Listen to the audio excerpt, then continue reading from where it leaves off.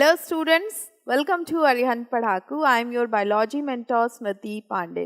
तो बच्चों आज हम लोग डिस्कस करने वाले हैं अपने बायो का नेक्स्ट चैप्टर जिसका नाम है biotechnology principles and processes. Basically इसमें हम लोग को बायोटेक्नोलॉजी के बारे में पढ़ना है। बायोटेक्नोलॉजी की वैसे तो आपके 2 चैप्टर्स हैं, नेक्स्ट चैप्टर आपका एप्लीकेशन का है, लेकिन फर्स्टली आपको प्रिंसिपल एंड प्रोसेसेस समझना होगा, तब तो हम लोग एप्लीकेशन पार्ट पे आएंगे।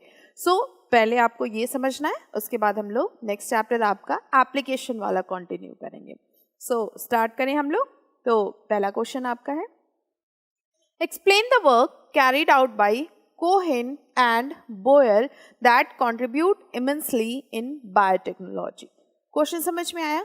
कोहेन और बोयर इन्होंने क्या वर्क कंट्रीब्यूट किया था बायोटेक्नोलॉजी में, वो हमें बताना है। ओके अगर हम लोग बात करें स्टैनली कोहेन और हार्वर्ड बोयर की, तो इन्होंने 1972 में काम किया था। क्या काम किया था? सबसे पहली बात, इन्होंने फर्स्ट रिकॉम्बिनेंट डीएनए को इमर्ज किया था with a plasmid. First recombinant DNA emerged from linking of a gene encoding antibiotic resistance with a native plasmid। देखो पहली बार कोई काम करता है तो उसका हम लोग बहुत ज़्यादा इंपॉर्टेंस देते हैं, उसके बाद तो जो लोग कंट्रीब्यूशन देते हैं वो तो अलग ही चीज़ है, लेकिन फर्स्ट टाइम जो कोई भी जो नई रिसर्च करता है, जो नई इन्वेंशंस करता है, उसका बहुत इंपॉर्टेंस होता है। तो इन लोगों ने भी काफ़ी ज़्यादा इम्पोर्टेंस दिया था बायोटेक्नोलॉजी में अपने काम को, इनको इम्पोर्टेंस दिया जाता है क्योंकि इनका काम इतना एडवांस था। लेट्स सी, तो इन्होंने क्या किया था, पहला रिकॉम्बिनेंट डीएनए जो था इसको इमर्ज किया था from a linking of gene encoding antibiotic resistance gene with a native plasmid. एक प्लाज्मिड से इन्होंने एंटीबायोटिक रेजिस्टेंस जीन को निकाला था, है ना। आइसोलेट किया था antibiotic resistance gene by the cutting out a piece of DNA. ये निकलेगा कहाँ से? तो जीन जैसे कि आपको पता है डीएनए का पार्ट होता है, छोटे छोटे पार्ट्स होते हैं, तो उससे इन्होंने निकाला था प्लाज्मिड से। किस ऑर्गेनिज्म से? With the Salmonella typhimurium. Okay तो इन्होंने इससे निकाला था, और ये जो एंटीबायोटिक रेजिस्टेंट जीन था, रेजिस्टेंट मतलब समझते हो, रेजिस्टेंस मतलब ये होता है कि उसका एंटीबायोटिक पे कोई इफेक्ट नहीं पड़ रहा है, मतलब एंटीबायोटिक को वो रेजिस्ट कर चुका है। जैसे अगर कहते हैं किसी चीज़ का, मान लो पर्टिकुलर जैसे ब्लैक हिट होता है ना फॉर एग्जाम्पल, तो अगर हम कंटिन्यू उसको डेली अपने रूम में स्प्रे करते रहे तो कभी ना कभी ऐसी सिचुएशन आएगी कि जो मॉस्किटोज होते हैं उनके ऊपर उसका असर खत्म हो जाएगा। इट मीन्स कि वो रेजिस्टेंट हो जाते हैं, उनके ऊपर उसका कोई असर नहीं होता। तो सेम यहाँ भी वो जीन हैं जिनके ऊपर एंटीबायोटिक का कोई इफेक्ट नहीं था, वो रेजिस्टेंट थे। ओके चलिए आगे देखें। क्या किया था इन्होंने? Cut piece of DNA with a linked with plasmid DNA with the help of DNA ligase. DNA के पीस को कट किया था प्लाज्मिड डीएनए को, मतलब जो डीएनए का प्लाज्मिड था वहां से, लेकिन कट किससे करेंगे? डीएनए लाइगेज से। That is important, DNA ligase. Now जो प्लाज्मिड डीएनए था ये कैसा काम कर रहा है? They act as a vector. ये एक वेक्टर की तरह काम कर रहा है to transfer the piece of DNA attach to it which made a new combination of circular self-replicating DNA. See, it is acting like a vector, है ना। वेक्टर का काम क्या होता है? एक जगह से दूसरी जगह तक पहुंचाना। ये वेक्टर की तरह काम कर रहा है ताकि ये ट्रांसफर कर सके डीएनए के पीस को, जो कि अटैच है एक न्यू कॉम्बिनेशन के, जो सेल्फ रेप्लिकेशन कर सकता है, सेल्फ रेप्लिकेटिंग डीएनए से।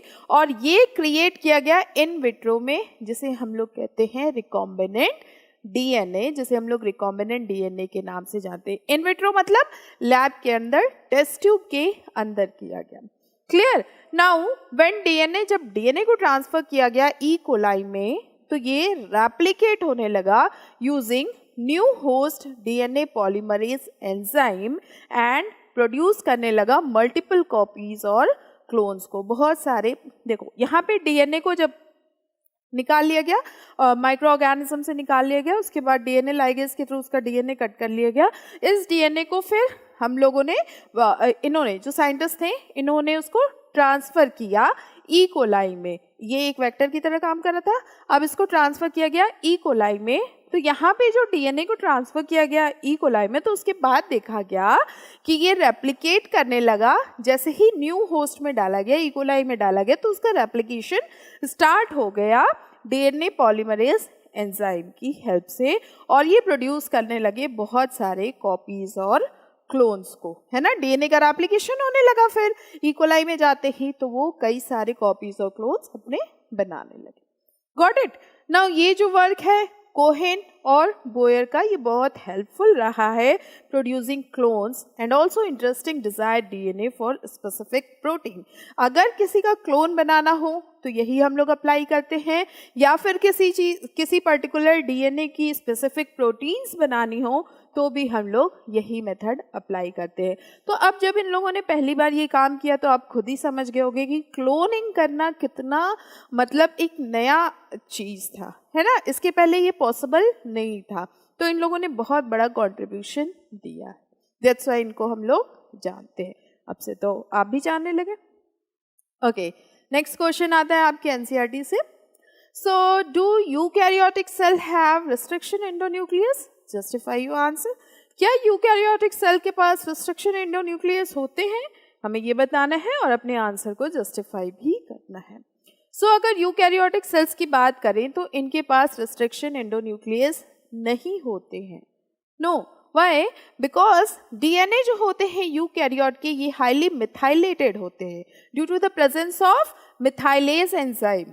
ये बहुत ज़्यादा मिथाइलेटेड होते हैं क्योंकि इनके पास मिथाइलेज एंजाइम जो होता है ज़्यादा होता है, और ये प्रोटेक्ट कर देता है डीएनए को from the activity of restriction enzyme. Restriction enzyme इस पर काम नहीं कर पाता, ये डीएनए को प्रोटेक्ट किए हुए रहता है। अब किसी चीज़ पे किसी चीज़ का प्रोटेक्शन है, कवरिंग है, तो डायरेक्ट कोई उस पर अटैक नहीं कर सकता ना। पहले तो जो कोटिंग है उसको हमें ब्रेक करना होगा, देन फिर उसके अंदर जो है तब तो हम उसको ब्रेक कर पाएंगे।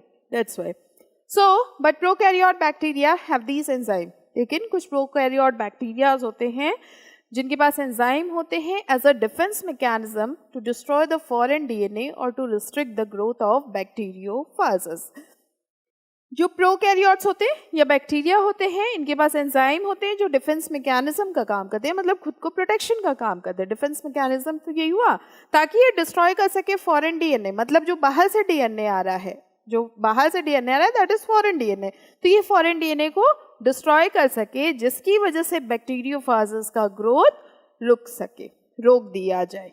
Okay, so all the restriction endonucleases have been isolated from various strains of bacteria. जितने भी रिस्ट्रिक्शन एंडोन्यूक्लियस हैं ये आइसोलेट किए जाते हैं, निकाले जाते हैं बैक्टीरिया के अलग अलग स्ट्रेन से। ठीक, चलिए। So, next question है, a recombinant DNA molecule was created by ligating a gene to a plasmid vector. By mistake, an exonuclease was added to a tube containing the recombinant DNA. How does these affect the next step in the experiment, that is bacterial transformation? कह रहे हैं एक recombinant DNA molecule create किया गया by ligating a gene of a plasmid vector to a plasmid vector. गलती से exonuclease add हो गया उस ट्यूब में जो कि कंटेन कर रहा था रिकॉम्बिनेंट डीएनए को। नाउ ये कैसे अफेक्ट करेगा इस एक्सपेरिमेंट को, हमें ये बताना है। बहुत ही बढ़िया क्वेश्चन है। सो देखते हैं। सो जो एक्सपेरिमेंट है will not likely to be affected as recombinant DNA molecule is circular and closed. क्यों नहीं अफेक्ट करेगा एक्सपेरिमेंट को? बिकॉज जो रिकॉम्बिनेंट डीएनए मॉलिक्यूल है ये सर्कुलर है और क्लोज्ड है, सर्कुलर है। अब इसके पास कोई भी फ्री एंड्स नहीं है। कोई चीज़ जब सर्कुलर होती है तो इसके पास कोई भी फ्री एंड नहीं होगा, hence it will not be substrate for exonuclease enzyme which remove nucleotides from the free end of DNA. अब देखो जब इसके पास कोई फ्री एंड नहीं है तो कोई भी सबस्ट्रेट जो होगा it will not be a substrate for exonuclease, ये सबस्ट्रेट की तरह काम नहीं करेगा फॉर एक्सोन्यूक्लियस एंजाइम, जहाँ से न्यूक्लियोटाइड्स को निकाला जा सके, क्योंकि न्यूक्लियोटाइड्स जो होंगे वो जैसे मान लीजिए कोई फ्री एंड है, ये फ्री एंड है या ये फ्री एंड है, तो यहाँ से निकाला जा सकता है, क्लोज पाथ से नहीं निकाल सकते। ठीक, ओके। नेक्स्ट क्वेश्चन है आपका, restriction enzyme that are used in construction of recombinant DNA are endonucleases which cut the DNA at a specific recognition sequence. What would be the disadvantage if they do not cut the DNA at a specific recognition sequence? See, कह रहे हैं जो restriction enzyme है जो कि use किया जा रहा है construction of recombinant DNA को, okay, are endonuclease which cut the DNA at a specific recognition sequence, जो कि specific recognition sequence पे cut करते हैं। Now, what would be the disadvantage if they do not cut the DNA at specific recognition sequence? क्या disadvantage होगा अगर वो specific sequence पे कट नहीं करेंगे? तो देखो, जब भी मतलब डीएनए को कट किया जाता है तो वो स्पेसिफिक जगह पे ही कट किया जाता है, ऐसा नहीं है कि उसको कहीं से भी कट लगा दिया जाए, नहीं, तब उसको ऐड ऑन होने में प्रॉब्लम होगी। कोई भी चीज़ को जब हम लोग कट करते हैं, फॉर एग्जांपल जब टेलर कपड़े काटता है तो वो भी एक स्पेसिफिक जगह से ही काटता है, ना कि कहीं से काट देता है। या जब आप कोई चीज़ को स्टिक करते हो तो टेप काटते होगे, सेलो टेप काटते होगे, तो वो भी एक स्पेसिफिक जगह से एक उसका लेंथ लेके ही काट करते होगे जिससे हम उसको स्टिक कर सके, है ना। तो यहाँ भी जब भी हम लोग डीएनए को कट करते हैं तो एक स्पेसिफिक जगह से ही कट करते हैं, और नहीं कट करेंगे तो क्या होगा, यही हमें इस क्वेश्चन में बताना है। So, restriction enzyme would cut at random site instead of at a specific site, then the DNA fragment obtained will not have sticky ends. ये important है कि अगर हम लोग उसको एक जगह से नहीं, स्पेसिफिक जगह से नहीं कट करेंगे तो जो उसका स्टिकी एंड होता है वो ही नहीं हमें मिल पाएगा। अब स्टिकी एंड अगर नहीं मिल पाएगा तो हम दूसरे वाले डीएनए से उसको अटैच कैसे करेंगे, है ना। ये मेन चीज़ है। जैसे मान लीजिए आप जिप बंद करते होगे ना, हमेशा जैकेट वगैरह की अपनी जिप बंद करते होगे, तो उसको एक स्पेसिफिक जगह पे ही हम लोग जिप को टाई अप करते हैं और फिर रनर को खींचते हैं ताकि वो ऊपर आ जाए। तो अब वहाँ पे वो एड ऑन की जगह है ना, वहाँ पे वो स्टिकी मतलब एक तरह से क्या है, तो वो स्टिकी एंड है जो उसको स्टिक कर लेता है, अटैच कर लेता है अपने पे। तो अगर वहीं से उसको ना, वहाँ से उसको ना कट किया जाए, किसी और पोजीशन से, किसी और लोकेशन से उसको कट कर दिया जाए तो कोई मतलब नहीं रह जाएगा। Got it? In the absence of a sticky and, construction of recombinant DNA molecule would not be possible. अगर स्टिकी एंड से वो कट नहीं होगा तो जो कंस्ट्रक्शन हम लोग फिर करेंगे रिकॉम्बिनेंट डीएनए मॉलिक्यूल का, वो पॉसिबल ही नहीं हो पाएगा, मतलब जुड़ नहीं पाएगा। That's why. चलिए नेक्स्ट पे आते हैं। Discuss with your teacher and find out how to distinguish between them. ये भी आपके एनसीईआरटी का क्वेश्चन है। Plasmid DNA and chromosomal DNA, DNA and RNA, exonuclease and endonuclease. ठीक है, इन तीनों में हमें डिफरेंस बताना है। चलिए बताते हैं। प्लाज्मिड डीएनए और क्रोमोसोमल डीएनए की बात है तो सबसे पहली बात तो प्लाज्मिड डीएनए जो होता है ये सर्कुलर होता है ना, ऐसे सर्कुलर होता है। और ये जो होते हैं क्रोमोसोमल डीएनए ये लीनियर होते हैं। देखिए यहाँ पे लिखा हुआ भी है, a circular extra chromosomal DNA. Plasmid DNA एक सर्कुलर और एक्स्ट्रा क्रोमोसोमल डीएनए होता है, जबकि क्रोमोसोमल डीएनए लीनियर होता है, जनरली लीनियर ही पाया जाता है। That is not associated with histone protein. ये हिस्टोन प्रोटीन से एसोसिएट नहीं होता है, और ये एसोसिएट होता है क्रोमोसोमल डीएनए हिस्टोन प्रोटीन से। ठीक है। Next, contain very few gene but may not be necessary for the cell. इसके पास बहुत कम जीन्स होते हैं, है ना, बट ये बहुत ज़्यादा नेसेसरी नहीं होता है सेल के लिए। लेकिन अगर क्रोमोसोमल डीएनए की बात करें तो ये कंसिस्ट करते हैं पूरे के पूरे जीनोम को, कंप्लीट जीनोम को, vital for the cellular function. Cell के फंक्शन कैसे डिपेंड होते हैं, उसकी सारी इंफॉर्मेशन डीएनए के पास ही तो होती है, तो सारा का सारा फंक्शन उस पर डिपेंड होता है, मतलब बहुत सारे फंक्शंस के लिए ये काम आते हैं। नेक्स्ट, रेप्लिकेट इंडिपेंडेंटली, ये तो खुद से रेप्लिकेशन हो जाता है, इनमें इनको कोई वो नहीं है, इंडिपेंडेंट होते हैं ये, बट ये रेप्लिकेट करते हैं with the help of genome, genome की हेल्प से ही ये रेप्लिकेशन इनमें होता है।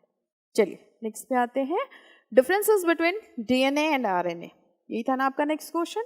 सो डीएनए की अगर हम लोग बात करें तो ये डबल स्टैंडर्ड होते हैं, ऐसे ऐसे ऐसे ऐसे, ये डबल स्टैंडर्ड हो गए, है ना।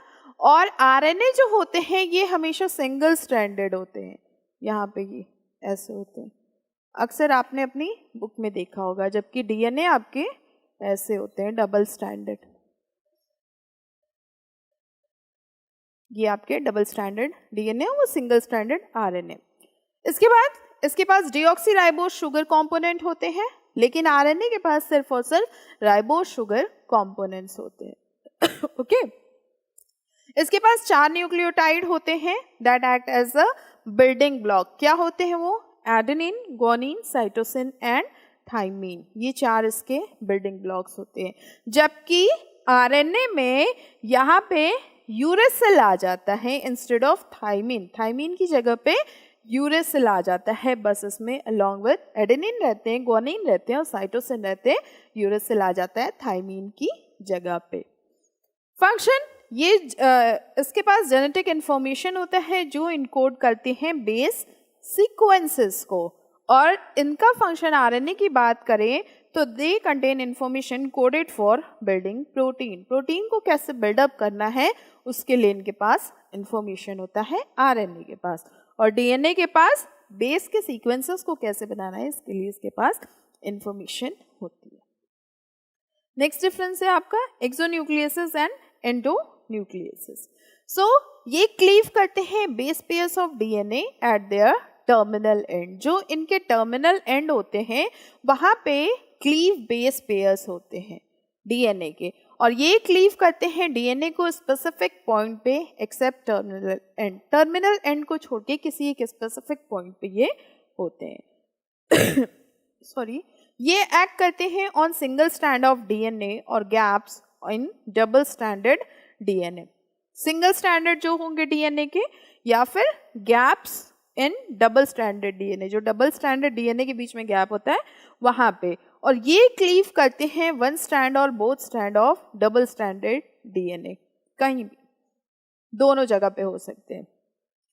ये आरएनए को कट नहीं करते बट ये आरएनए को कट कर सकते हैं, एक्सोन्यूक्लियस आरएनए को कट नहीं करते, एंडोन्यूक्लियसेस आरएनए को कट कर सकते हैं। तो ये कुछ बेसिक डिफरेंसेस हैं जो आपके तीनों में पूछे गए हैं क्वेश्चन। चलिए हम लोग आते हैं अपने नेक्स्ट क्वेश्चन पे। सो कह रहे हैं explain with the help of suitable example the naming of a restriction endonucleases, और write the basis of naming the restriction endonuclease Eco R1। अच्छा, हमें इसकी मतलब नेमिंग बतानी है कि ये कैसे होता है। अच्छा, नेमिंग करते क्यों है? नेमिंग बच्चों इसलिए करते हैं ताकि अगर नेशनल इंटरनेशनल लेवल पे कोई किसी चीज़ को जान रहा है तो उसका एक प्रॉपर स्टैंडर्ड नाम होना चाहिए, है ना। और वो भी ऐसे ही नहीं रख देते, मतलब कि वो किस जीन से है, किस जीनस से है, किस स्पीशीज से है, नंबर का एक अलग इम्पोर्टेंस है। ज़रूरी नहीं है जैसे कि हम लोग ईमेल आईडी बनाते हैं या कोई भी फेसबुक आईडी, इंस्टाग्राम आईडी बनाया तो कोई भी नंबर डाल दिया, ऐसे नहीं डालते। इनके कुछ स्पेसिफिक नंबर्स होते हैं, चलो कूल डूड लगने के लिए कुछ भी डाल दिया, तो ऐसे ये नहीं करते। इनके कुछ स्पेसिफिक टर्म्स होते हैं, उसी की हेल्प से हम लोग नेमिंग करते हैं ताकि ये वर्ल्ड वाइड उसी नाम से जाने जाए। So, the convention for naming of restriction endonuclease proceeds in a way that the first letter of the name come from the genus। जैसा हमने कहा, पहला लेटर जो होता है ये जीनस से आता है, और सेकेंड लेटर जो होता है ये आता है species of a prokaryotic cell from which they were isolated, जिससे इनका आइसोलेशन हुआ है। एग्जाम्पल देखें तो हम लोग को यहाँ पे दिया गया है इको R1। अब ये नाम आया कहाँ से? सो इको R1 में आपको पता चल गया कि जो फर्स्ट लेटर है ये आपके जीन से आते हैं, जीनस, जीन्स नहीं जीनस, और सेकेंड लेटर जो है दैट कम फ्रॉम स्पीशीज, ये स्पीशीज से आते हैं उसके। सो रिस्ट्रिक्शन एंडोन्यूक्लियस इको R1, इसमें E coli RY13, E coli मतलब इशेचिया कोलाई, तो RY13 जहाँ पे जो लेटर R है ये डिराइव कर रहा है कि स्ट्रेन कौन सा है, नेम ऑफ स्ट्रेन क्या है, और रोमन नंबर जो है इसमें जो कि 13 यहाँ पे आपको दिख रहा होगा 1 है ना, सो ये इको R1 है. So Roman number of the following name indicate the order in which the enzymes were isolated from the strain of bacteria. वो जगह ये वो ऑर्डर इंडिकेट कर रहे हैं जहां से एंजाइम का आइसोलेशन हुआ है बैक्टीरिया के स्ट्रेन से. क्लियर, समझ में आ गया कि अब ये नेमिंग कैसे करते हैं हम लोग और ये जो नंबर है इसको कैसे डिराइव करेंगे. ओके, चलिए नेक्स्ट क्वेश्चन है. Mention the difference in the mode of action of exonucleases and endonucleases. How does the restriction endonuclease eco R1 function? Okay. अभी हम लोगों ने डिफरेंसेस में भी देखा था कि जो एक्सोन्यूक्लियस होते हैं ये क्लीव करते हैं base pair of DNA at there terminal and, जो उनके टर्मिनल एंड होते हैं वहां पे ये क्लीव करते हैं. वाइल जो एंडोन्यूक्लियसेस होते हैं ये क्लीव करते हैं डीएनए को कि with in the DNA segment में कहीं भी, लेकिन टर्मिनल एंड को छोड़ के. DNA segment at specific position पे ही ये क्लीव करेंगे टर्मिनल एंड को छोड़ के. Got it?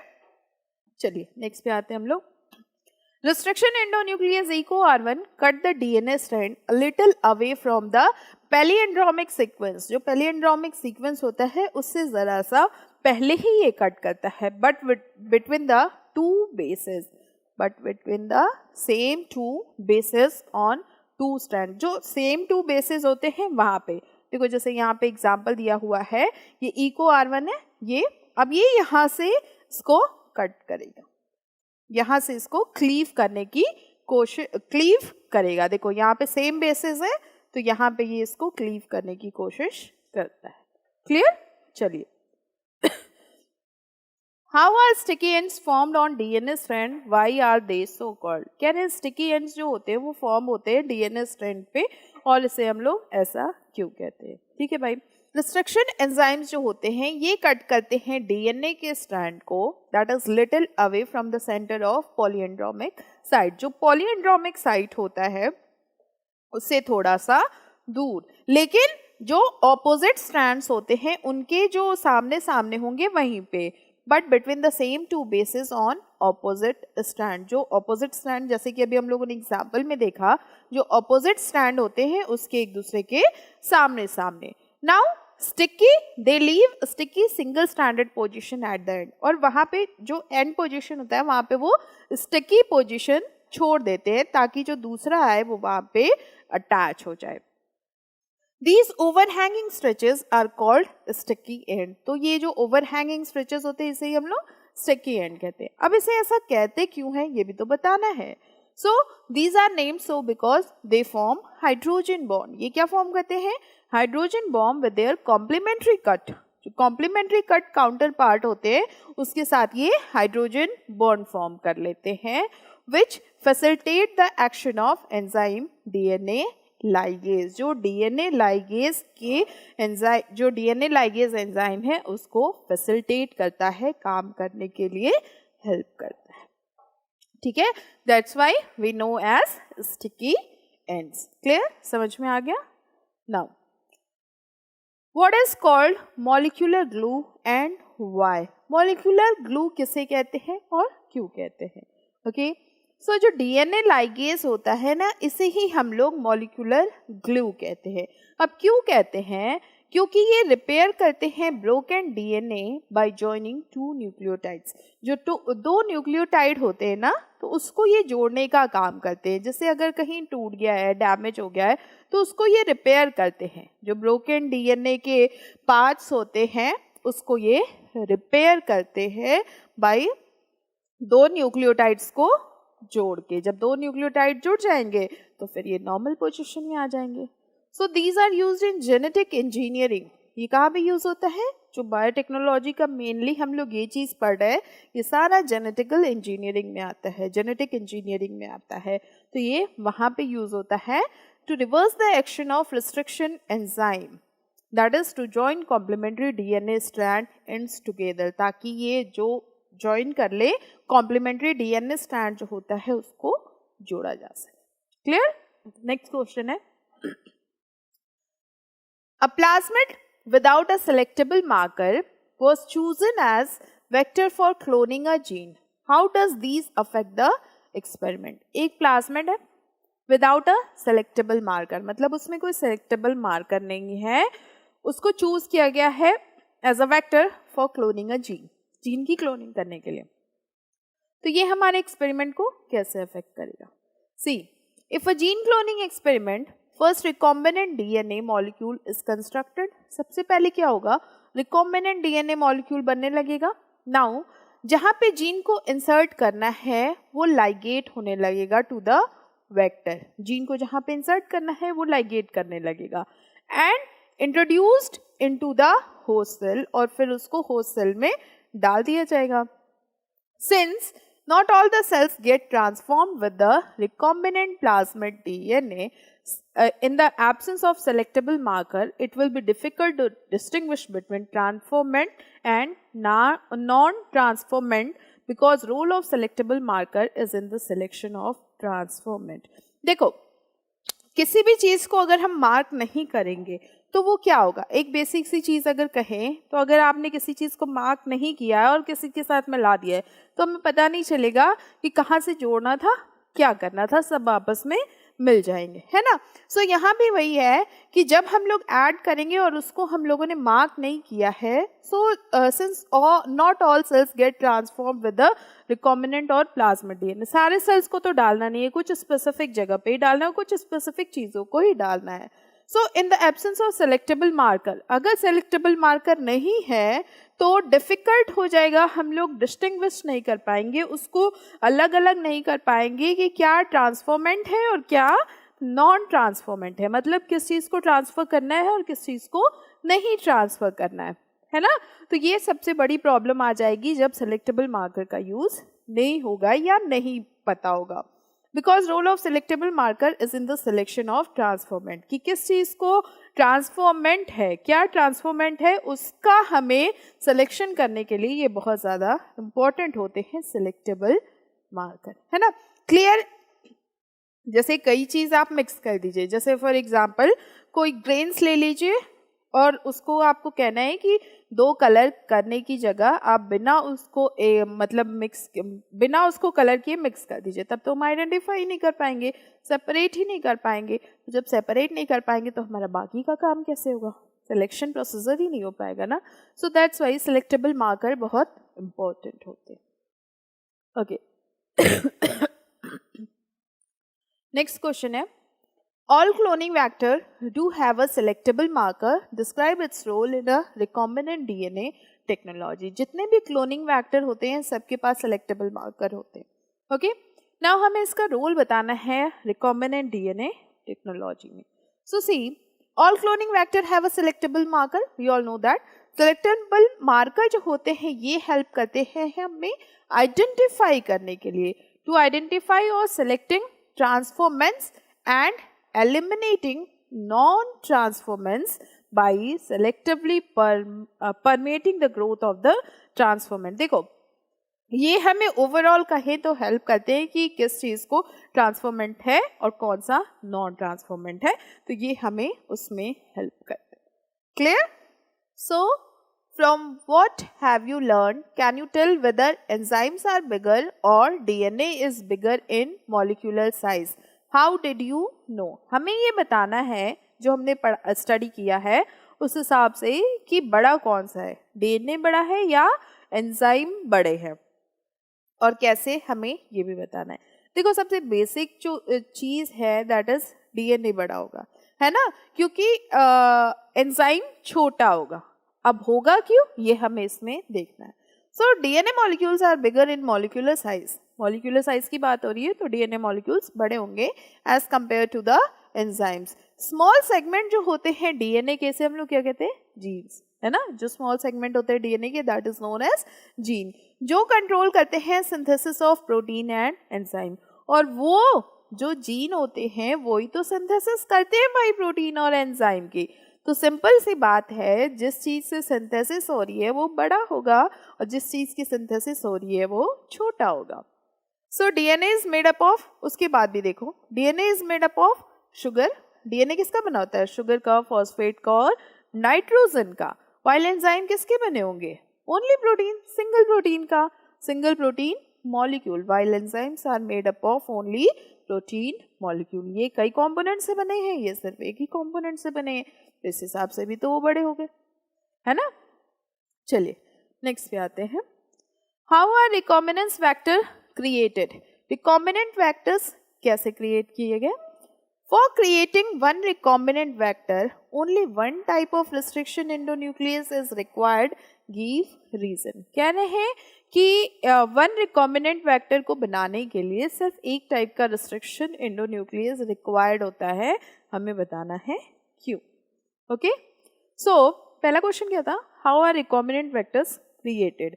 सो जो रिकॉम्बिनेंट वेक्टर होते हैं, द वेक्टर डीएनए जो होते हैं, ये कट किए जाते हैं पर्टिकुलर रिस्ट्रिक्शन साइट्स पे यूजिंग अ रिस्ट्रिक्शन एंजाइम।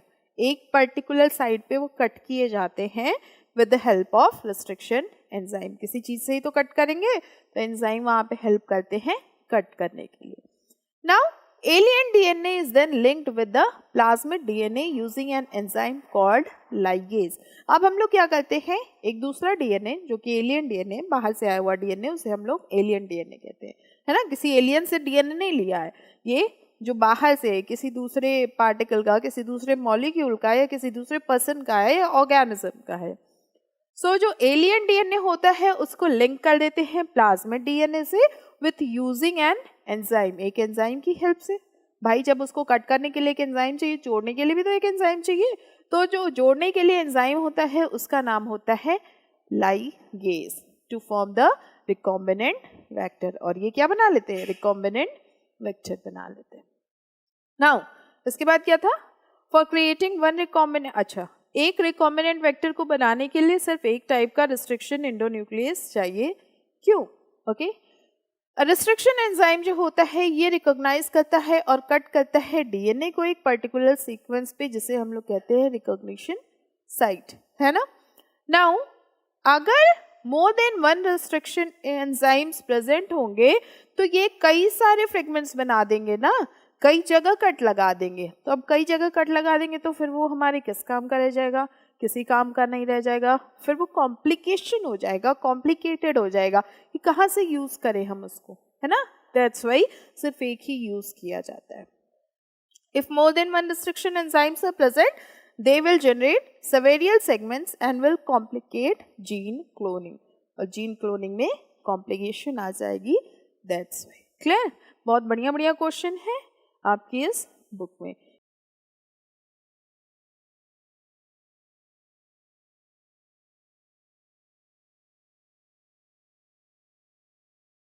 ये देखिए, ये क्वेश्चन है आपका, how is copy number of plasmid vectors related to the yield of recombinant protein.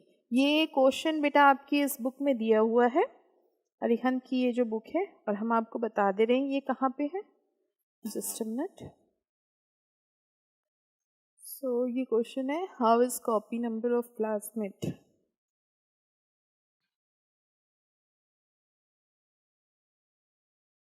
हाँ, ये क्वेश्चन है आपका पेज नंबर 52 पे, क्वेश्चन नंबर 18 यहाँ पे आपको मिल जाएगा। तो ये कह रहे हैं, how is copy number of the plasmid vector related to the yield of recombinant protein. Okay, so बताते हैं, जो रिकॉम्बिनेंट डीएनए होता है वो मल्टीप्लाई होता है, कई बार मल्टीप्लाई होता है, मेनी टाइम्स मल्टीप्लाई होता है। A recombinant DNA molecule can multiply as many times as the copy number of the plasmid vector। जितनी बार प्लाज्मिड वेक्टर मल्टीप्लाई होगा उतनी बार वो डीएनए भी तो मल्टीप्लाई होगा, है ना। Now thereby determining the yield of recombinant protein, इसी से हम लोग डिटरमाइन कर लेते हैं कि रिकॉम्बिनेंट प्रोटीन कितना फॉर्म हुआ है। सो जितना ज्यादा कॉपी होगा प्लाज्मिड वेक्टर का उतना ज्यादा हमें यील्ड मिलेगा रिकॉम्बिनेंट प्रोटीन का। है ना। बेसिकली अगर देखें तो अगर किसी चीज को किसी में ट्रांसफर कर दिया, हमने किसी चीज को किसी के साथ मिक्स कर दिया है, तो अब जितना वो कॉपी होगा, है ना, लाइक अगर एक साथ मान लीजिए एक पेज है, एक शीट है, उसमें हमने आधा पेज कुछ और का स्टिक कर दिया, आधा पेज जो वो ओरिजिनल वाला पेज है उसका, अब हम उसकी फोटोकॉपी निकाल लें। तो अब फोटोकॉपी निकालेंगे तो जितना मेरा ये वाला पोर्शन कॉपी निकलेगा उतना ही तो इधर वाला पोर्शन भी कॉपी निकलेगा ना। तो अब जितना ये निकलेगा उतना ये निकलेगा, तो जितना ज़्यादा इसका अमाउंट होगा उतना ही ज़्यादा इसका अमाउंट होगा। समझ में आ गया? सो the higher the copy number of the plasmid vector, मतलब प्लाज्मिड वेक्टर का जितना कॉपी होगा उतना ही ज्यादा हमें यील्ड मिलेगी रिकॉम्बिनेंट प्रोटीन की। Got it? समझ में आ गया? चलिए, explain briefly restriction enzymes and DNA और काइटिनेज। ये आपकी एनसीईआरटी में भी क्वेश्चन दिया हुआ है, बहुत अच्छा क्वेश्चन है। चलिए पहले बताते हैं हम लोग रिस्ट्रिक्शन एंजाइम और डीएनए का। तो अभी तक तो समझ गए होंगे रिस्ट्रिक्शन एंजाइम क्या होता है। सी, these enzyme cut the helix of DNA on a specific site। ये एंजाइम क्या करते हैं? डीएनए के हेलिक्स को स्पेसिफिक साइट से कट करते हैं। So there are also known as molecular scissor. जो कट करेगा उसे क्या कहेंगे भाई? उसे तो हम लोग सीजर ही कहेंगे, तो इसे भी हम लोग मॉलिक्यूलर सीजर कहते हैं। याद रखिएगा मॉलिक्यूलर सीजर किसे कहते हैं। डीएनए जो होता है ये जेनेटिक मटेरियल होता है जो कि रिस्पॉन्सिबल होता है for the transfer of genetic characters. जो जेनेटिक कैरेक्टर होते हैं वो ट्रांसफर करते हैं डीएनए, मेन तो इसका यही काम है। DNA is a genetic material that is responsible for the transfer of genetic character from one generation to the other. ये रिस्ट्रिक्शन एंजाइम्स और डीएनए की बात होगी, ठीक है। रिस्ट्रिक्शन एंजाइम वो हो गए जो कि कट करते हैं डीएनए के हेलिक्स को एट स्पेसिफिक साइट पे, जिसे हम लोग मॉलिक्यूलर सीजर भी कहते हैं।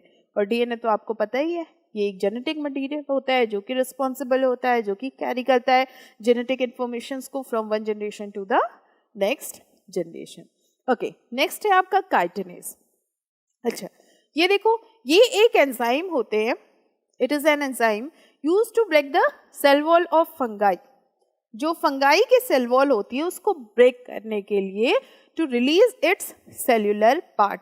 देखो, फंगाई की सेल वॉल को ब्रेक करना थोड़ा मुश्किल होता है, तो यहाँ पे काइटिनेज जो होता है ये उसकी जो वॉल होती है ना, सेल वॉल होती है, तो उसको ब्रेक करता है ताकि इसके अंदर के जो सेल्यूलर पार्ट्स हैं वो बाहर निकल जाए। Like certain plants and fungus consist of cell wall composed of chitin. कुछ प्लांट्स और कुछ फंगस जो होते हैं उनके पास जो सेल वॉल होती है ये बनी होती है काइटिन की, जो कि प्रोवाइड करते हैं strength to the cell. Cell को एक स्ट्रेंथ, ताकत प्रोवाइड करते हैं ताकि सेल डैमेज ना हो सके। पढ़ा होगा आप लोगों ने। Chitinase is used when there is a need to break this wall and allow entry of foreign DNA in plant cell. अब काइटिनेज का कब यूज करेंगे भाई? तो काइटिनेज का तब हम लोग यूज करते हैं जब इसकी सेल वॉल को हमें ब्रेक करना होता है। जब इसकी सेल वॉल ब्रेक करेंगे तो हम लोग प्लांट सेल में कोई फॉरेन डीएनए को इजीली इंसर्ट कर सकते हैं। क्लियर? समझ में आ गया? काइटिनेज जो होता है ये एक एंजाइम होता है to break the cell wall of fungus and plant cells, ठीक है, ताकि हम इसमें फॉरेन डीएनए को इंसर्ट कर सकें। चलिए नेक्स्ट पे आते हैं हम लोग। Describe the role of Agrobacterium tumefaciens in the transforming a plant cell. बहुत बढ़िया क्वेश्चन है, चलिए देखते हैं हम लोग। So soil inhibiting plant pathogenic bacterium. Soil के पास होते हैं एक प्लांट पैथोजेनिक बैक्टीरियम जो प्लांट को प्रॉब्लम क्रिएट करते हैं, जिसका नाम है एग्रोबैक्टीरियम ट्यूमीफेशियंस। ये इन्फेक्ट करते हैं ब्रॉड लीफ क्रॉप को, जो बड़े बड़े लीफ वाले क्रॉप्स होते हैं उनको, लाइक टोमेटो, उसमें टोमेटो भी आते हैं, सोयाबीन भी आते हैं, सनफ्लावर आते हैं, कॉटन आते हैं, बट सीरियल्स को नहीं करते, सीरियल्स को ये नहीं करते। सो ये क्या करते हैं? ये कॉज कर देते हैं ट्यूमर को, जिसे हम लोग कहते हैं क्राउन गैल्स, जिसे हम लोग प्लांट की भाषा में या साइंटिफिक लैंग्वेज में क्राउन गैल्स कहते हैं। तो अब देखो, अब अगर ये प्लांट को ट्यूमर कॉज करेगा तो ये तो उसके लिए प्रॉब्लम है ना, ये उसको डिजीज कॉज कर रहा है। Now tumour formation is induced by it's plasmid. Tumour formation कैसे होता है? क्योंकि इसने इंड्यूस किया है अपने प्लाज्मिड को, जो कि हम लोग उसे कहते हैं टीआई प्लाज्मिड। टीआई का मतलब होता है ट्यूमर इंड्यूसिंग प्लाज्मिड, है ना। टीआई का फुल फॉर्म होता है ट्यूमर इंड्यूसिंग, मतलब जो ट्यूमर को कॉज करता है। नाउ टीआई प्लाज्मिड जो होता है ये इंटीग्रेट होता है सेगमेंट ऑफ इट्स डीएनए, अपना एक सेगमेंट डीएनए का लेके, जिसे हम लोग कहते हैं T DNA, that is known as T DNA into the chromosomal DNA of its host plant. जिस प्लांट पे ये अटैक करता है ना, तो वहां पे ये अपने डीएनए को रिलीज कर देता है, इंड्यूस कर देता है, तो उसे हम लोग कहने लगते हैं टी डीएनए। जिस प्लांट पे गया है that is known as host plant, तो वहां पे हम लोग इसको Ti plasmid that is known as, तो इसको टी डीएनए कहते हैं। नाउ ये जो टी डीएनए होता है यही कॉज करता है ट्यूमर को या फिर क्राउन गॉल्स को। As gene transfer occur without human effort, the bacterium is known as natural genetic engineer of plants. देखो, अब ये जो जीन ट्रांसफर हो रहा है इसमें किसी ने कोई एफर्ट नहीं लगाया, ये माइक्रोब खुद आता है, खुद अपना जीन ट्रांसफर कर देता है, तो इसे हम लोग क्या कहेंगे? नेचुरल जेनेटिक इंजीनियर, है ना। इसे ही हम लोग कहते हैं, जो कि प्लांट्स के लिए एक नेचुरल जेनेटिक इंजीनियर है, जो कि ट्यूमर कॉज कर देता है, क्राउन गर्ल्स को कॉज कर देता है। ध्यान रखिएगा इस बात को। Clear? So plant molecular biologists have started using TI plasmid as vector to transfer foreign genes of interest into the target plant cell. अच्छा, एक बात सोचो, जब ये प्लांट को ट्यूमर कॉज कर रहा है तो इसका यूज क्या है? क्या ये इसके लिए बेनिफिशियल हो सकता है? So yes, it is beneficial, क्योंकि इसको हम लोग यूज कर सकते हैं एज अ वेक्टर के फॉर्म में, ताकि ये कोई भी फॉरेन डीएनए को, फॉरेन जीन्स को प्लांट में पहुंचा दे। तो यहाँ पे साइंटिस्ट लोगों ने दिमाग लगाया कि अगर कोई खुद ब खुद काम कर रहा है तो उसको करने देते हैं हम लोग, क्योंकि वो एक नेचुरल जेनेटिक इंजीनियर है, तो उसके साथ साथ हम लोग अपना भी कुछ काम निकलवा लेते हैं। सो प्लांट मॉलिक्यूलर बायोलॉजिस्ट ने क्या किया? टीआई प्लाज्मिड को यूज करने लगे एज अ वेक्टर, एक वेक्टर के फॉर्म में यूज करने लगे, ताकि वो फॉरेन जीन को इंसर्ट कर सके टारगेट प्लांट सेल में, है ना। Now they use a version of plasmid from which tumor forming gene have been eliminated. इन्होंने उसमें से क्या किया? जो ट्यूमर फॉर्मिंग जीन था उसको निकाल दिया, उसको एलिमिनेट कर दिया। The transformed bacteria do not cause disease. अब ये जो बैक्टीरिया था जिससे ये जीन्स जा रहे थे, जो अपना डीएनए ट्रांसफर कर दे रहा था, तो ये अब क्या करेगा? जब ट्यूमर कॉज करने वाले जीन्स को हटा दिया गया तो उसका तो अब ट्यूमर नहीं बन पाएगा। So transform bacteria do not cause disease, उसको डिजीज नहीं होने लगा, but still deliver genes of interest into a variety of plants. तो कई सारे प्लांट्स में इसको हम लोग यूज करते हैं ताकि हम लोग अपने हिसाब से डीएनए को, ये जीन्स को ट्रांसफर करवा सके। Got it? समझ में आ गया? तो ये इसका मतलब एक कहें नेचुरल जेनेटिक इंजीनियरिंग का बहुत अच्छा एग्जाम्पल है, जिसे आप समझ सकते हो, और हो सकता है आपके ये एग्जाम में आ जाए, तो आप इसके लिए अच्छे से प्रिपेयर रहिएगा। चलिए नेक्स्ट पे आते हैं हम लोग। नेक्स्ट क्वेश्चन है आपका, A and B are two different cloning vectors in two different bacterial colonies cultured in chromogenic substrate। कह रहे हैं A और B दो डिफरेंट क्लोनिंग वेक्टर हैं जो कि दो अलग अलग बैक्टीरियल कॉलोनी की हैं, इनको कल्चर किया गया है क्रोमोजेनिक सबस्ट्रेट में। फाइन, क्या है इसके बाद? Bacterial colonies with cloning vector A were colourless. जो बैक्टीरियल कॉलोनी ए है क्लोनिंग वेक्टर की, वो कलरलेस है ए की, वेयरएज जो बी है विथ ब्लू कलर्ड, इसके पास क्या है? ब्लू कलर्ड है। Explain by giving reason for the different in colour that appear. हमें रीजन बताना है कि ये अलग अलग कलर में क्यों है, एक कलरलेस क्यों है और एक ब्लू क्यों है। ओके, चलिए बताते हैं हम लोग। सो कलर के बेसिस पे अगर हम लोग बात करें तो chromogenic substrate, the recombinants and non recombinant can be differentiated. इस पे हम लोग रिकॉम्बिनेंट्स और नॉन रिकॉम्बिनेंट्स को डिफरेंशिएट कर सकते हैं। सी कैसे?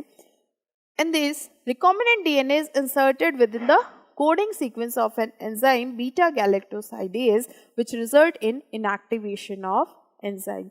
यहाँ पे देखो, जब recombinant DNA में insert किया गया coding sequences को, जो कि एंजाइम था बीटा गैलेक्टोसाइडेज, जिसकी वजह से रिजल्ट आया इनएक्टिवेशन ऑफ एंजाइम. एंजाइम क्या हो गया? इनएक्टिवेट हो गया. ना अगर इसके बिहाफ पे कहे तो इन प्लेट ए जो बैक्टीरियल कॉलोनी है have inserted in plasmid show no colouration. जब उसको जो ए वाला जो है हमारा वो तो कलरलेस है. अब इसकी जो बैक्टीरियल कॉलोनी है इसको इंसर्ट किया गया प्लाज्मिड में, तो इसमें कोई भी कलरेशन नहीं था. While in plate B, insertion of plasmid do not occur, therefore it show blue color. Plate B में जो इंसर्शन था प्लाज्मिड का ये हुआ ही नहीं, जो कि ब्लू कलर का शो कर रहा था. Got it? समझ में आ गया? चलिए नेक्स्ट क्वेश्चन है आपका. What modification is done on DI plasmid of Agrobacterium tumefaciens to convert it into a cloning vector? बहुत अच्छा क्वेश्चन है, अभी आपने देखा भी. इसके अलावा इसमें क्वेश्चन है state how Agrobacterium tumefaciens have made a useful cloning vector to transfer DNA to plant cell. Clear? So DI plasmid जो था Agrobacterium tumefaciens का, इसको मॉडिफाई किया गया क्लोनिंग वेक्टर में. कैसे? बाय रिमूविंग और altering the gene responsible for its pathogenic property. जो ट्यूमर कॉज कर रहे थे, जो प्लांट को पैथोजन दे रहे थे, उसको ही हटा दिया गया, ऑल्टर कर दिया गया या रिमूव कर दिया गया, है ना. This is show that it does not cause harm but can act as a delivery system. इससे क्या पता चला कि भाई ये प्लांट को तो हार्म नहीं कर रहा है बट डिलीवरी सिस्टम की तरह काम कर रहा है, एक वेक्टर की तरह काम कर रहा है, कि इससे अगर हम लोग कुछ ट्रांसफर करवाना हो तो एक वेक्टर की तरह हम इसको यूज कर सकते हैं. लेकिन जो ट्यूमर कॉज कर रहा था, जो क्राउन गॉल्स कॉज कर रहे थे, वो अब नहीं हो रहे हैं. Okay this is so that it does not cause harm but can act as a delivery system for the gene of interest into a variety of plant. जो हमें मतलब का जीन होगा, जो हम चाहते हैं कि जीन्स का ट्रांसफ़र हो जाए, वो हम इसकी हेल्प से करवा सकते हैं. इसी को तो हम लोग नेचुरल जेनेटिक इंजीनियर भी कहते हैं. हो सकता है 1 मार्क क्वेश्चन में पूछ दिया जाए, तो आप इसका नाम याद रखिएगा कि कौन सा माइक्रोब था. ओके नेक्स्ट क्वेश्चन है आपका. List the steps involved in rDNA technology. बस स्टेप्स बताने हैं हम. यहाँ पे सारे स्टेप्स लिखे हुए हैं. सबसे पहले क्या करते हैं, डीएनए का आइसोलेशन करेंगे, है ना. तो basically we can do isolation of DNA. इसके बाद क्या करेंगे, फ्रेगमेंटेशन करेंगे with the help of restriction endonuclease. अभी पढ़ा था हम लोगों ने, fragmentation of DNA by restriction endonuclease. इसके बाद क्या करते हैं, जो भी हमें डिजायर्ड डीएनए होगा, जो भी हमें चाहिए होगा, उसको आइसोलेट कर लेते हैं, निकाल लेते हैं. सबसे पहले तो डीएनए निकाल लिया, उसके बाद उसके फ्रेगमेंट्स करते हैं, उसको कट करते हैं with the help of restriction endonuclease. Now जो डीएनए हमें रिक्वायर्ड होगा उसमें से उसको निकाल लेंगे, isolation of the desired DNA fragment. इसके बाद क्या करते हैं, amplification of the gene of interest. Amplify करते हैं, जो जीन ऑफ इंटरेस्ट होता है उसका एम्प्लीफिकेशन कर देते हैं. नेक्स्ट है ligation of the DNA fragment into the vector using ligase. DNA ligase की हेल्प से हम लोग उस डीएनए को ट्रांसफर करते हैं, उस वो जो डीएनए फ्रेगमेंट होता है उसका लाइगेशन करते हैं with the help of DNA ligase. यहीं पे हम लोग वेक्टर का यूज करते हैं, वेक्टर में इसको वेक्टर की हेल्प से. इसके बाद इसको ट्रांसफर करते हैं रिकॉम्बिनेंट डीएनए में. जो होस्ट जिसके अंदर हमें ट्रांसफर करना है, होस्ट जो है उसके अंदर हम लोग इसको ट्रांसफर करते हैं. उसके बाद क्या करते हैं, तो वो जो एक सेल में हमने ट्रांसफर कर दिया, नाउ अब इस सेल को कल्चर करते हैं. Culturing the host cell of suitable medium on a large scale. एक बड़े स्केल में, एक बड़े पैमाने पे कहें तो एक बड़े एरिया में इसका हम लोग कल्चर करते हैं, एक पर्टिकुलर मीडियम देते हैं. मीडियम मतलब वो जिससे सेल ग्रो हो सके, सेल को न्यूट्रिएंट प्रोवाइड करते हैं, तो सेल फटाफट डिवीज़न करते हैं और कई सारी कॉपीज बन जाते हैं। और सेल के पास तो ये जेनेटिक मटेरियल जो हमने चेंज करके डाला है वो है ही, है ना। अब सी इसके बाद क्या करेंगे, extraction of the desired product. फिर जो प्रोडक्ट चाहिए इस सेल से, ये जो होस्ट सेल है, जब ये कई सारे नंबर्स में बन गए हैं, बहुत सारे अमाउंट में हो गए हैं, तो हम उससे प्रोडक्ट का एक्सट्रैक्शन कर लेते हैं। जो प्रोडक्ट चाहिए, जैसे कोई एंजाइम चाहिए, कोई हार्मोन्स चाहिए या कुछ भी चाहिए, तो उसको हम लोग निकाल लेते हैं। Now downstream processing of the product as finished product. इसके बाद डाउनस्ट्रीम प्रोसेसिंग कर देते हैं हम लोग, जो हमें यहाँ से प्रोडक्ट मिलता है उसकी। क्लियर, सिंपल सारे स्टेप्स हैं, 9 स्टेप्स हैं, इसको लर्न कर लीजिएगा, बहुत इंपॉर्टेंट है। हो सके क्वेश्चन आ जाए और ना आए तो हो सके बीच से आ जाए क्वेश्चन, वैसे कुछ ज़्यादा टफ नहीं है, सारे स्टेप्स क्लियर हैं तो याद हो जाएंगे आपको।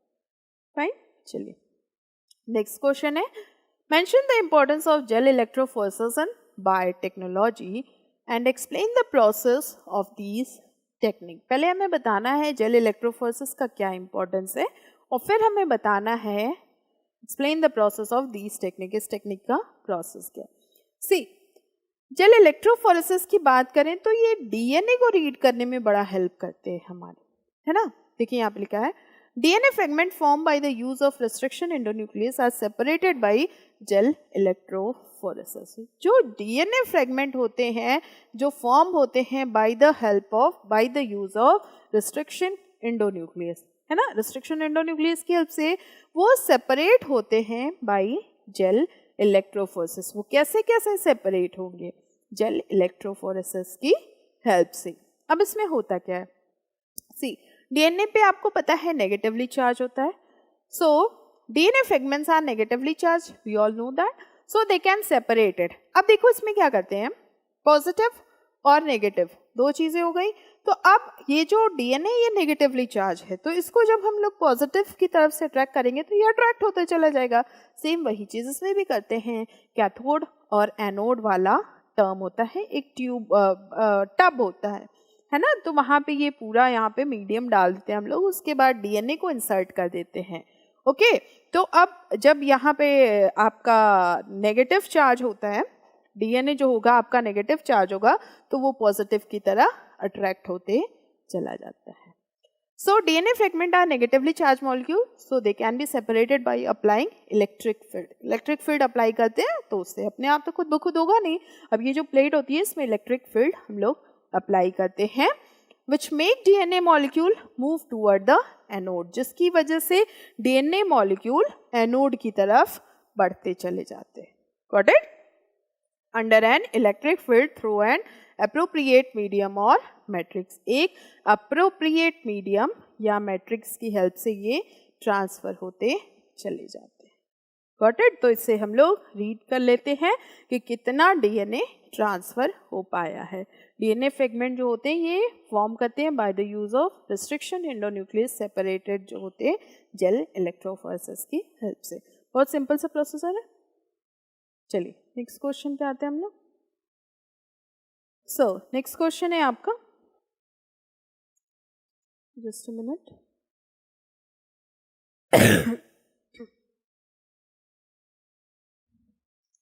नाउ सबसे कॉमन मैट्रिक्स जो उसमें यूज होते हैं दैट इज एगरोज। एगरोज को हम लोग यूज करते हैं जो कि कॉमन मैट्रिक्स होता है। डीएनए फ्रेगमेंट जो होता है ये रिजॉल्व होता है, सेपरेट होता है according to their size, size के बेसिस पे। जैसे अगर ये पूरा मैट्रिक्स है तो मैट्रिक्स मतलब जैसे मान लो सीविंग करते हैं ना, तो उस तरीके से तो जो छोटे छोटे पार्टिकल्स होते हैं वो जल्दी नीचे चले आएंगे। सेम वैसे ही जैसे यहाँ पे अगर कोई मैट्रिक्स लगा दिया गया है तो जो पतले पतले छोटे छोटे डीएनए पार्टिकल्स होंगे वो इजीली मूव कर जाएंगे। So most commonly use matrix is agarose. DNA fragment resolve और separate according to their size through their sieving effect provided by agarose gel. जो एगरोज जेल में सीविंग इफेक्ट होगा उससे वो ट्रांसफर हो जाते हैं। हेंस जितना स्मॉलर फ्रेगमेंट साइज होगा फर्दर इट मूव, जो जितने छोटे छोटे साइज के होंगे वो जल्दी जल्दी मूव करने लगेंगे, है ना। Now the separated DNA fragment can be visualise only after staining.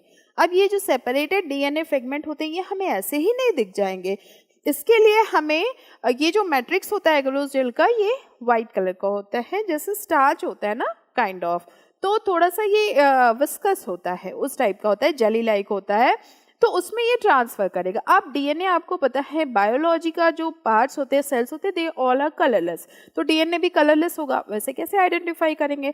तो उसके लिए हमें डीएनए को थोड़ा कलर करना पड़ता है, मतलब जो हमने ये इसमें डालते हैं उसके पहले ही हम लोग उसको डाई कर देते हैं, कलर कर लेते हैं, स्टेन कर देते हैं। So can be visualise only after staining the DNA with ETBR, ethidium bromide, जिसे हम लोग कहते हैं, जो कि हम लोग यूवी रेडिएशन में एक्सपोज कर सकते हैं, देख सकते हैं। Got it? तो इसके पहले हमें ETBR से उसको स्टेनिंग करनी पड़ती है, ethidium bromide. Now these separates stand bands of DNA are cut out from the agarose gel। अब फिर उस एगरोस जेल से हम लोग उस फ्रेगमेंट्स को कट कर लेते हैं, फिर उससे एक्सट्रैक्ट कर लेते हैं डीएनए पार्टिकल को, और by the process known as elution, elution के थ्रू उसको निकाल लेते हैं और उसके बाद हम लोग उसको यूवी रेडिएशन में चेक कर लेते हैं। Got it? तो ये सारा प्रोसेस होता है। नेक्स्ट क्वेश्चन है आपका, a plasmid DNA and a linear DNA have one site for a restriction endonuclease। When cut and separated on agarose gel electrophoresis, plasmids show one DNA band while linear band show two fragment। Explain why। देखो बड़ा simple सा question है लेकिन बड़ा logical question है। एक plasmid DNA है और एक लीनियर डीएनए है, इसको कट किया गया है। Have a plasmid DNA and a linear DNA have one site for restriction endonuclease। जब इसको कट किया गया है और सेपरेट गया है एगरोस जेल इलेक्ट्रोफोरेसिस में, तो प्लाज्मिड के पास सिर्फ वन डीएनए स्ट्रैंड दिख रहा है, वन डीएनए बैंड, और जो लीनियर डीएनए है इनमें दो फ्रेगमेंट्स दिख रहे हैं। कैसे ये बताना है। एक सिंपल सी चीज आप सुनिए, जब ये कोई सर्कल है ना, तो जब हम इसको कट कर देंगे तो ये कैसे बन जाएगा? ऐसे लीनियर हो जाएगा। लेकिन अगर कोई चीज लीनियर है, एक मिनट, अगर कोई चीज लीनियर है तो इसको अगर हम कट करेंगे तो ये हमें कैसे दिखेगा? ऐसे ऐसे। समझ गए? बस यही लॉजिक यहाँ लगाना है। Plasmid DNA when cut and separated on agarose gel electrophoresis shows one DNA band. क्यों सिर्फ एक डीएनए बैंड क्यों होगा? बिकॉज प्लाज्मिड जो होते हैं वो सर्कुलर डीएनए मॉलिक्यूल्स होते हैं। पढ़ा है अभी हम लोगों ने कि ये सर्कुलर डीएनए मॉलिक्यूल्स होते हैं। When it cut with enzyme, it become linear। जब इसको हम एंजाइम से कट करेंगे तो ये लीनियर बन जाएगा। जब कोई भी सर्कल की चीज़ को हम कट करेंगे, मान लो एक थ्रेड है, थ्रेड को हमने सर्कल फॉर्म में बना लिया है, तो अब जब उसको कट कर देंगे किसी भी चीज़ से, सीजर से कट कर दिया, तो वो कैसा हो जाएगा? लीनियर बन जाएगा सिंपली। तो जब इसको कट करेंगे तो it forms linear but does not gate fragmented. ये फ्रेगमेंट नहीं बन रहे इसमें अलग अलग तो चीजें नहीं बनेंगी ना कि ये कट जाएंगे कई पीसेस में। बट अगर लीनियर डीएनए मॉलिक्यूल है और इसको हम लोग कट करेंगे तो ये किस में कट होगा? अगर ये पूरा लीनियर है, ऐसे लंबा सा है, तो इसको आपको कट करोगे तो ये दो पार्ट्स में तो कट ही जाएंगे, कम से कम दो पार्ट्स में। Hence, a single DNA band is observed for plasmid while two DNA bands are observed for linear DNA in agarose gel।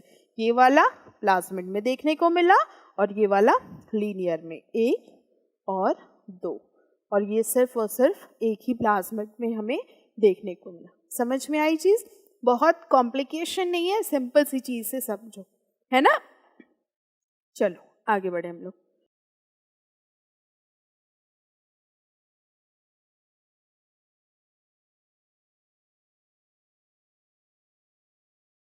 Describe the process of amplification of a gene of interest using PCR technique। बहुत बढ़िया question है।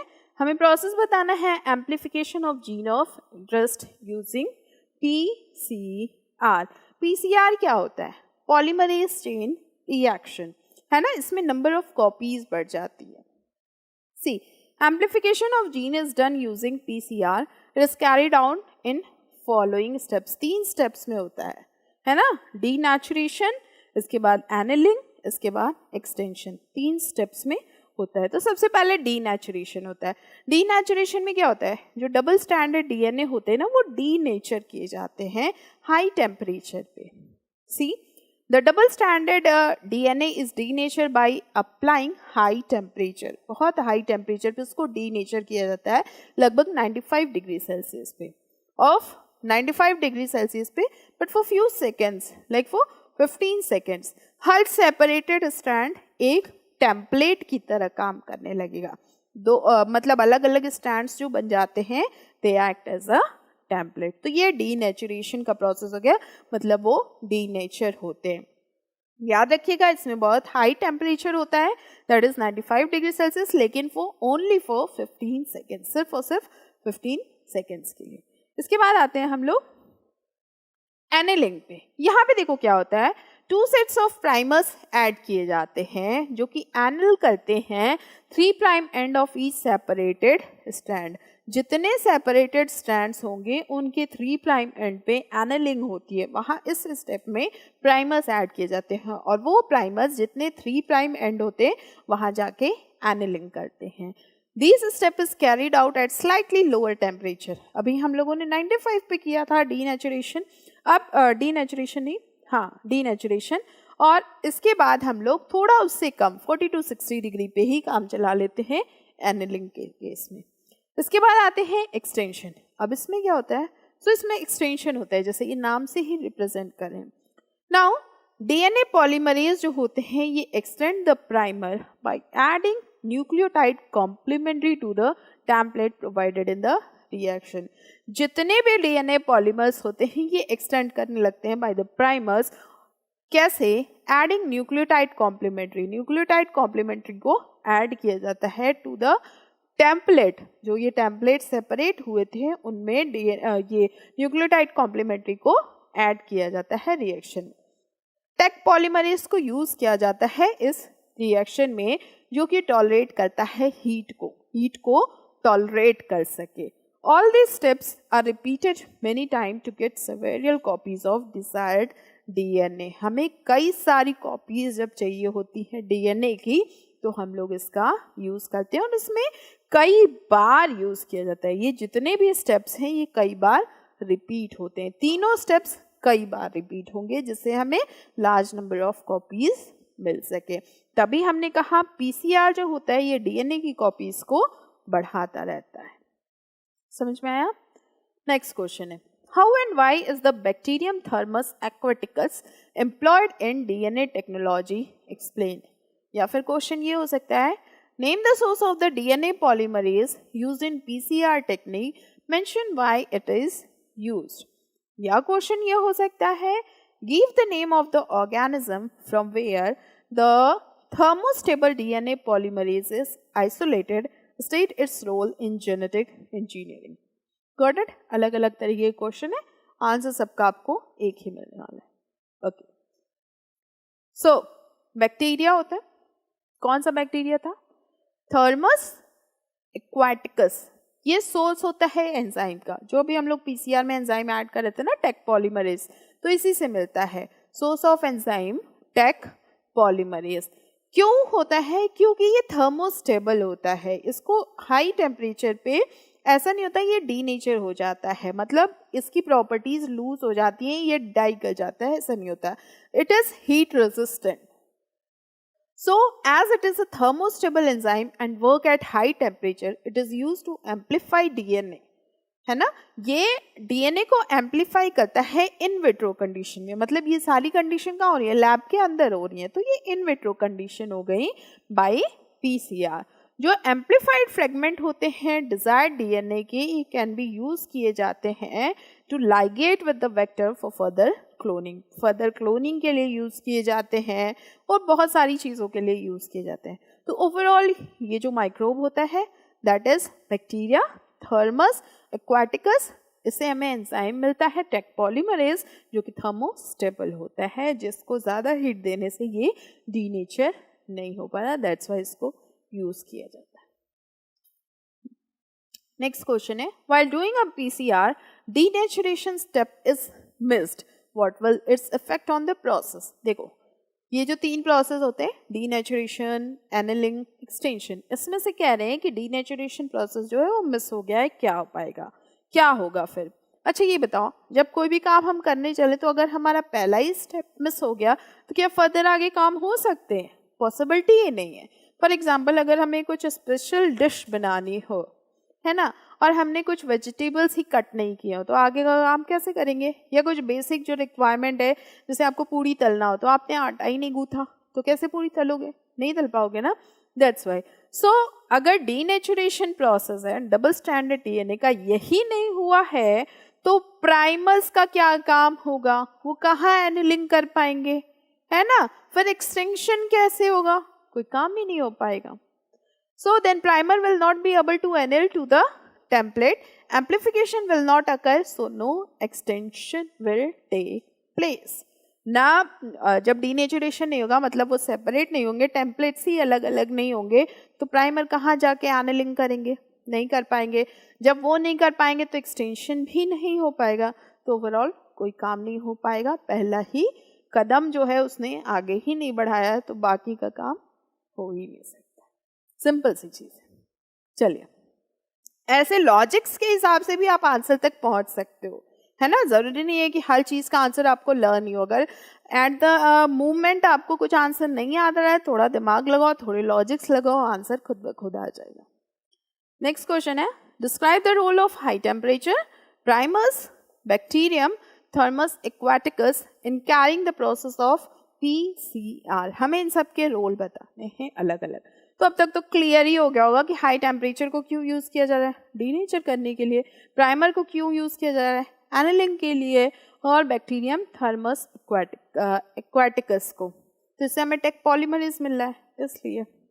Okay, role of heat in PCR in vitro. So DNA strand जो होते हैं separate कैसे होंगे? By the 95 degree Celsius पे high temperature पे।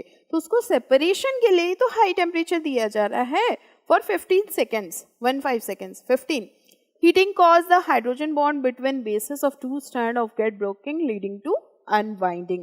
ये जो ऐसे ऐसे वाइंडिंग हुई रहती है, डीएनए में वाइंडिंग हुई रहती है, तो यहाँ पे हाइड्रोजन बॉन्ड्स होते हैं, है ना। तो अब ये हाइड्रोजन बॉन्ड्स दोनों स्ट्रैंड्स के बीच में, अब ये हाइड्रोजन बॉन्ड्स टूटेंगे तभी तो ये डीनेचर होंगे ना, ये अलग अलग टेम्पलेट बनाएंगे। तो अब इसको बनाने के लिए, करने के लिए क्या करना पड़ेगा? हमें इसको हाई टेम्परेचर देना पड़ेगा। Got it? तब ये अनवाइंड हो पाएंगे। दूसरी चीज है रोल ऑफ प्राइमर्स। तो प्राइमर्स क्या होते हैं? ये short length of DNA about 20 base pair long that are required to start DNA polymerization. इसी से डीएनए का पॉलीमराइजेशन होता है पीसीआर में। The primer hybridize to complementary sequence of the DNA at 40 to 60 degree Celsius temperature and help in DNA polymerization. ये primers क्या करते हैं? ये प्राइमर्स जो होते हैं ये हाइब्रिडाइज करते हैं कॉम्प्लीमेंट्री सीक्वेंसेस को। जो इनके कॉम्प्लीमेंट्री सीक्वेंसेस होते हैं उनको हाइब्रिडाइज करते हैं डीएनए स्ट्रैंड्स में, टेम्परेचर 40 to 60 डिग्री सेल्सियस पे, और ये हेल्प करते हैं डीएनए के पॉलीमराइजेशन में। Got it? सिंपल सी चीजें थी। थर्मस एक्वाटिकस जो बैक्टीरिया, इसका क्या रोल है? तो एक एंजाइम हमें मिला जिसे हम लोग क्या कहते हैं? टेक पॉलीमरेज, है ना। ये एंजाइम हमें इसी से तो आइसोलेट होता है। So that enzyme Taq polymerase is isolated from Thermus aquaticus since this bacteria. क्यों इसी से क्यों लेते हैं? क्योंकि ये बैक्टीरिया थर्मोस्टेबल होता है, हाई टेम्परेचर पे ये हीट को रेसिस्ट कर सकता है, टॉलरेट कर सकता है। Since these bacterium thrives in temperature at high as 95 degree Celsius without undergoing denaturation, उसमें कोई भी denaturation नहीं होता, बिना denaturation हुए वो इतने high temperature पे रह सकता है। So therefore this enzyme is used in PCR instead of normal DNA polymerase. Normal DNA polymerase की जगह पे हम ये वाला एंजाइम यूज करते हैं, टेक पॉलीमरेज। क्यों करते हैं? क्योंकि ये हाई टेम्परेचर को टॉलरेट कर सकता है, दैट्स व्हाई। चलिए नेक्स्ट पे आते हैं। Mention 3 uses of PCR. PCR के यूजेस बताने हैं आपको। सो देखो ये क्या करते हैं, it is used during rDNA for the production of newer and desired DNA. जब भी हमें किसी न्यू या डिजायर्ड डीएनए की रिक्वायरमेंट होती है तो हम लोग पीसीआर यूज करते हैं ताकि नंबर ऑफ कॉपीज बढ़ा दे। Okay, it is used for DNA sequencing. DNA sequencing के लिए यूज किया जाता है।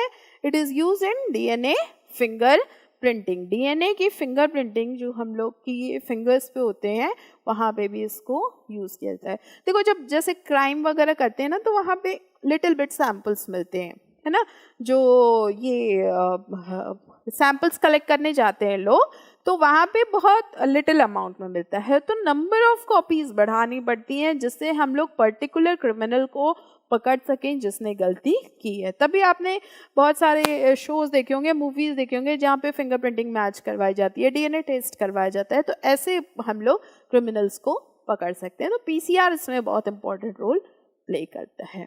सो डीएनए फिंगरप्रिंटिंग में, डीएनए सीक्वेंसिंग में, और for the production of newer and desired DNA. ठीक, चलिए नेक्स्ट पे आते हैं। How bacterial cells are made competent to take up DNA. कह रहे हैं बैक्टीरियल सेल्स जो होते हैं ये कॉम्पिटेंट होते हैं टू टेक अप डीएनए। कैसे? ओके, सो देखिए डीएनए कैसा होता है, हाइड्रोफिलिक मॉलिक्यूल्स होते हैं ना, so it can not pass through the cell membrane. ये सेल मेम्ब्रेन में पास नहीं कर सकता। That's why in order to force to bacteria take up the plasmid, the bacterial cell must first be competent. The competency is the ability of cell to take up foreign DNA. देखो DNA जो होता है ये hydrophilic molecule होता है और ये bacteria में ऐसे ही नहीं चला जाएगा। ये सेल वॉल होती है ना, तो उसको ये खुद ब खुद इंसर्ट नहीं हो पाएगा। दैट्स वाई फोर्स करना पड़ता है। In order to force bacteria to take up plasmid, वो प्लाज्मिड को ले सके तो बैक्टीरियल सेल्स जो होते हैं उसको कॉम्पिटेंट होना पड़ता है। अब जब कॉम्पिटेंसी होगी तभी तो वो प्लाज्मिड डीएनए या नया डीएनए ले पाएगा। So the competency is the ability to cell make up foreign DNA, take up foreign DNA, ताकि वो फॉरेन डीएनए को ले सके, उसको कॉम्पिटेंसी शो करनी पड़ती है। Got it? चलिए अब सेल कॉम्पिटेंट कैसे हो पाएंगे भाई, तो कुछ मेथड्स होते हैं इसके। सेल को कॉम्पिटेंट करने के लिए सबसे पहले होता है केमिकल मेथड, जिससे हम लोग CaCl2 मेथड भी कहते हैं। यहाँ पे उस मेथड की हम लोग बात करेंगे, CaCl2।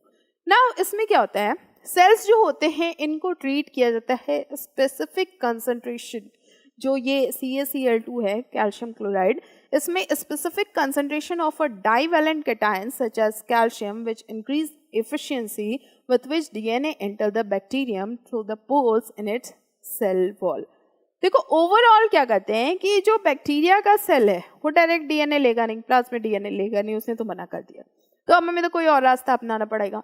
तो अब पहला रास्ता हमने जो चुना है दैट इज केमिकल मेथड। इसमें क्या करेंगे, सेल्स को ट्रीट किया जाता है, जो सेल्स होते हैं उसको स्पेसिफिक कंसंट्रेशन में डाल दिया जाता है ताकि डाइवेलेंट कैटायंस, सेल्स के अंदर मूवमेंट होता है ना, जब सेल्स के अंदर जैसे एक्टिव मॉलिक्यूल्स जाएंगे या फिर ऑस्मोसिस डिफ्यूजन, ये सारा प्रोसेस आपको पता होगा, तो यहाँ पे अब उसमें मूवमेंट होता है। तो डाइवेलेंट कैटायन जो होते हैं जैसे कैल्शियम होते हैं, ये इंक्रीज कर देता है इफिशियंसी को, जिससे डीएनए एंटर कर जाता है विद द बैक्टीरियम, जो सेल वॉल के पास पोल्स होते हैं उसके साथ ये एंटर कर जाता है।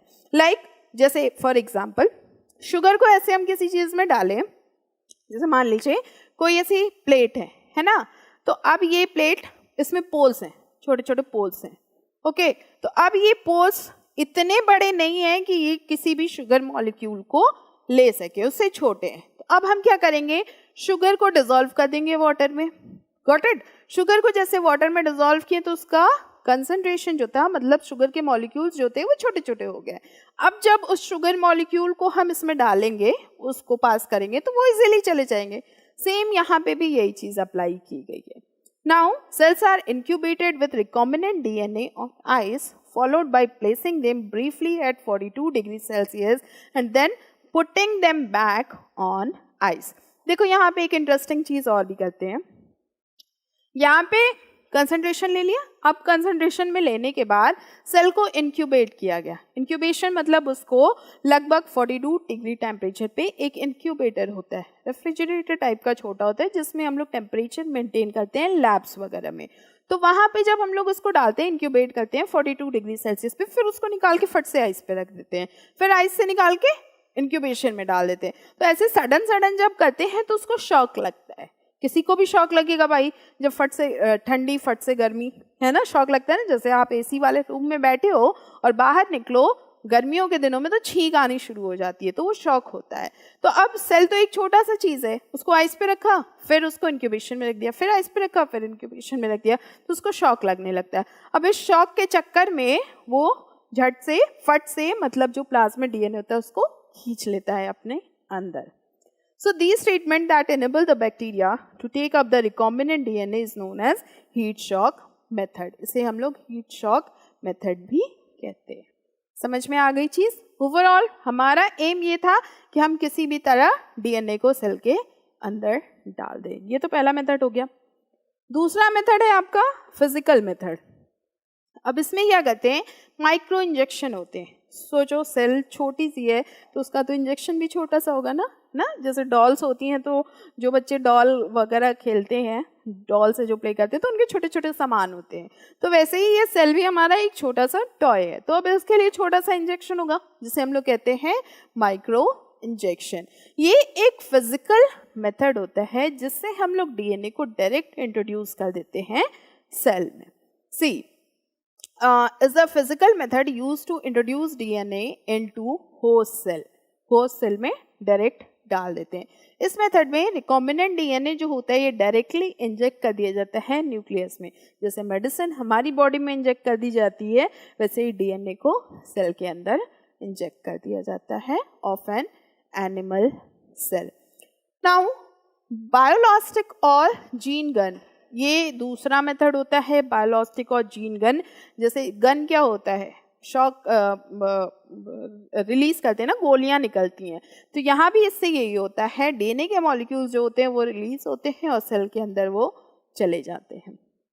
ये दूसरा मेथड होता है for the introduction of DNA into plant in which cells are bombarded with high velocity micro particle of gold tungsten coated with DNA. Gold या फिर टंगस्टन के छोटे छोटे पार्टिकल्स होते हैं जिसके ऊपर डीएनए की कोटिंग कर देते हैं, है ना। जैसे मान लीजिए किसी क्रिमिनल को हमें मारना है, ओके, तो हमने क्या किया है, मेरे पास जो गोली है उसको हमने पॉइजन में डिप कर दिया। वैसे भी वो डेड ही करने वाला है अगर उसको गोली लग जाएगी तो, समझा रहे हैं, इसको अनदर वे में मत लीजिएगा। तो हमने क्या किया, उस गोली को पॉइजन में डिप कर दिया। अब पॉइजन में डिप करने के बाद जब उसको गोली मारेंगे तो क्या होगा, जैसे ही उसको गोली का झटका लगता है तो पॉइजन उसकी बॉडी में तो चला गया। सेम यहाँ पे भी यही किया गया है कि जो जीन गन है, यहाँ पे जो गोल्ड और टंगस्टन के माइक्रो पार्टिकल्स होते हैं, बहुत छोटे छोटे पार्टिकल्स, तो उस पर डीएनए को रैप कर देते हैं, कोटिंग कर देते हैं उसकी। अब जैसे ही उससे शॉक किया जाता है, रिलीज किया जाता है इन पार्टिकल्स को with the help of gene gun, तो ये डायरेक्ट प्लांट सेल्स में चले जाते हैं या एनिमल सेल्स में चले जाते हैं। अब जैसे जाएंगे तो माइक्रो पार्टिकल्स हैं, कोई बहुत ज़्यादा हार्म करेंगे नहीं, लेकिन जो डीएनए है वो हमारा मेन एम तक पहुंच जाता है और ये अपना काम कर देता है ना। इंटरेस्टिंग चीज़। ओके, तीसरी चीज़ आती है डिसआर्म्ड पैथोजन वेक्टर्स। इसमें क्या करते हैं, वेक्टर्स जो कॉज करते हैं इन्फेक्शन, इसको यूज करते हैं to infect the cell of transfer the recombinant DNA into the host cell. जो वेक्टर पैथोजन कॉज कर रहे हैं, जो डिजीज कॉज कर रहे हैं, उन्हीं को यूज किया जा रहा है ताकि ये रिकॉम्बिनेंट डीएनए को ट्रांसफर कर दे। उनसे जीन्स हटा दिया गया और वो जीन्स डाल दिए गए जिसकी, जो हम चाहते हैं, जिसकी हमें ज़रूरत है, तो वो जाएंगे अपना काम तो करेंगे, जिसका जो काम है वो करेगा ही। लेकिन अब उन्हें ये नहीं पता होता है कि वो जिसका डीएनए कैरी किया हुआ है वो उनका खुद का नहीं है, वो किसी और का है। So for example retrovirus, papilloma virus and adenovirus in case of animals and agrobacterium in case of plants। जैसे अभी हम लोगों ने टीआई प्लाज्मिड वाला केस देखा था, वैसे ही सेम यहाँ भी होता है, डिसआर्म्ड पैथोजन वेक्टर्स। क्लियर? चलिए नेक्स्ट पे आते हैं हम लोग। If a desired gene is identified in an organism for some experiment, explain the process of following. Cutting the desired gene at a specific location or synthesis of multiple copies of these desired gene. क्या नहीं, अगर कोई desired gene है ये identify कर लिया गया है एक ऑर्गेनिज्म में कुछ एक्सपेरिमेंट्स के लिए, तो हमें एक्सप्लेन करना है ये दो processes, cutting these desired gene at a specific location और synthesis of multiple copies of desired gene. चलिए, सो जो डिजायर्ड जीन है that is cut by using the enzyme restriction endonuclease. किसकी हेल्प से कट होगा? Restriction endonuclease. नाउ पहले क्या होगा, रिस्ट्रिक्शन एंडोन्यूक्लियस जो होगा वो रिकॉग्नाइज करता है कि कहाँ से उसको कट करना है. भाई उसको तो सारा काम खुद ही करना है ना, पहले तो वो आइडेंटिफाई करेगा कि हमें कट कहाँ से करना है. तो ये रिकॉग्नाइज करता है the palindromic nucleotide sequence of the desired gene is identified. तो वो उस जगह को आइडेंटिफाई करता है. Now endonuclease inspect the entire DNA sequences to find and recognize the site. अब endonuclease क्या करता है, ये इंस्पेक्शन करने जाता है. जैसे एग्जाम में लोग आते हैं ना बाहर से, प्रिंसिपल्स आते हैं या जो कोई मान लीजिए बाहर से टीम आती है तो वो इंस्पेक्शन करने आते हैं. तो फिर ये रिस्ट्रिक्शन endonuclease क्या करता है, ये इंस्पेक्ट करता है पूरे DNA को ताकि वो एक पर्टिकुलर साइट फाइंड कर सके. वो पकड़ते हैं ना कि कौन चीटिंग कर रहा है, कौन चीट लेके बैठा है, तो ये भी पूरा पहले ढूंढ आते हैं कि कहाँ पे कोई है. जब इनको स्पेसिफिक साइट मिल जाती है तो वहाँ पे ये काम करते हैं. It cut each of the double helix at specific point. तो ये स्पेसिफिक पॉइंट पे डबल हेलिक्स को कट कर देंगे. Got it? Which is little away from the centre of palindromic site, जो कि थोड़ा दूर होगा पॉलीएंड्रोमिक साइट से. Now the cutting site is between the same two bases on two opposite strand. और जो कटिंग साइट क्या होगा भाई, दोनों बेसिस पे ऑपोजिट एंड पे सेम होना चाहिए. Got it? Now this result in overhanging of single stranded stretches which act as sticky end. अब ये क्या करेंगे, स्टिकी एंड ये हमें ऐसी जगह होना चाहिए, ये जो दोनों स्ट्रैंड्स हैं ये स्टिकी एंड हो जाते हैं, क्योंकि ये एकदम आइडेंटिफाई करके करते हैं ना कि कहाँ से कट करना है ताकि अगला आके वहाँ पे अटैच हो सके. That's it. देखिए ये पूरा प्रोसेस यहाँ पे डायग्राम में दिया हुआ है. सबसे पहले ये वेक्टर डीएनए प्लाज्मिड है, ओके, और ये फॉरेन डीएनए, ये जो ब्लैक कलर का आ रहा है दैट इज फॉरेन डीएनए. तो ये दोनों डीएनए को जोड़ने के लिए, अब दोनों तो आप देख रहे हो डबल स्टैंडर्ड है. अब डबल स्टैंडर्ड होंगे तो ऐड कैसे हो पाएगा भाई, तो इसका एक स्टैंड हमें हटाना पड़ेगा, इसका भी एक स्टैंड हमें हटाना पड़ेगा. लेकिन वो कौन करेगा, रिस्ट्रिक्शन एंडोन्यूक्लियस करेगा. ओके, तो अब एंडोन्यूक्लियस क्या करता है, पहले आता है, इंस्पेक्ट करता है, आइडेंटिफाई करता है साइट को, फिर यहाँ से उसने कट लगा दिया. ये देखो यहाँ डबल स्टैंडर्ड था, यहाँ पे ये स्टिकी एंड को छोड़ के बाकी जगह को इसने कट कर दिया. अब कट करने से क्या होगा, ये वाला पार्ट ऐसे आएगा और ये वाला पार्ट ऐसे. तो ऐसे ऐसे जब ये दोनों चल के आएंगे, स्टिकी एंड है तो ये दोनों अटैच हो जाएंगे, है ना, इनके बीच में बॉन्ड्स बन जाते हैं और ये दोनों अटैच हो जाते हैं. देखिए यहाँ पे दिया हुआ है, ये रिकॉम्बिनेंट डीएनए फॉर्म कर गया है, डीएनए लाइगेज यहाँ पे हेल्प करती है. Got it? तो ये दोनों चिपक जाते हैं, अटैच हो जाते हैं. ठीक है, चलिए इसके बाद नेक्स्ट क्वेश्चन क्या था आपका. So synthesis of multiple copies of desired gene. चलिए मल्टीपल कॉपीज जो होती हैं ये कैसे बनती हैं, कई सारी कॉपीज कैसे बनती हैं. सो जो सिंथेसिस होती है डिजायर्ड जीन की multiple copies by PCR method, इसमें क्या होता है, जो डिजायर्ड जीन होता है उसकी सिंथेसिस की जाती है इन विट्रो में, लैब में. नाउ जो डबल स्टैंडर्ड डीएनए होता है ये पहले क्या होगा, डीनेचर होता है 95 डिग्री सेल्सियस पे, फिर एनिलिंग होगा, फिर एक्सटिंक्शन होगा, वही प्रोसेस है. So now double standard DNA जो होते हैं ये डीनेचर होते हैं ऑफ 95 डिग्री सेल्सियस, और जो स्ट्रैंड्स होंगे वो सेपरेट हो जाएंगे. ये जो डबल स्ट्रैंड्स होते हैं ये सेपरेट हो जाते हैं, ये अलग अलग हो जाते हैं, ऐसे हो जाएंगे. ओके, नाउ हर सेपरेटेड स्ट्रैंड किसकी तरह काम करेगा, टेम्पलेट की तरह काम करेगा. अब ये जो 2 sets of oligo nucleotide primer होते हैं ये एनिलिंग करते हैं. एनिलिंग करेंगे, प्राइमर क्या करेंगे, एनिलिंग करते हैं। ये जो डीनेचर डीएनए, अब इसका काम खत्म हो गया, ये बन गया है, तो अब इसका काम शुरू हो जाएगा। तो यहाँ पे एनिलिंग शुरू हो जाती है।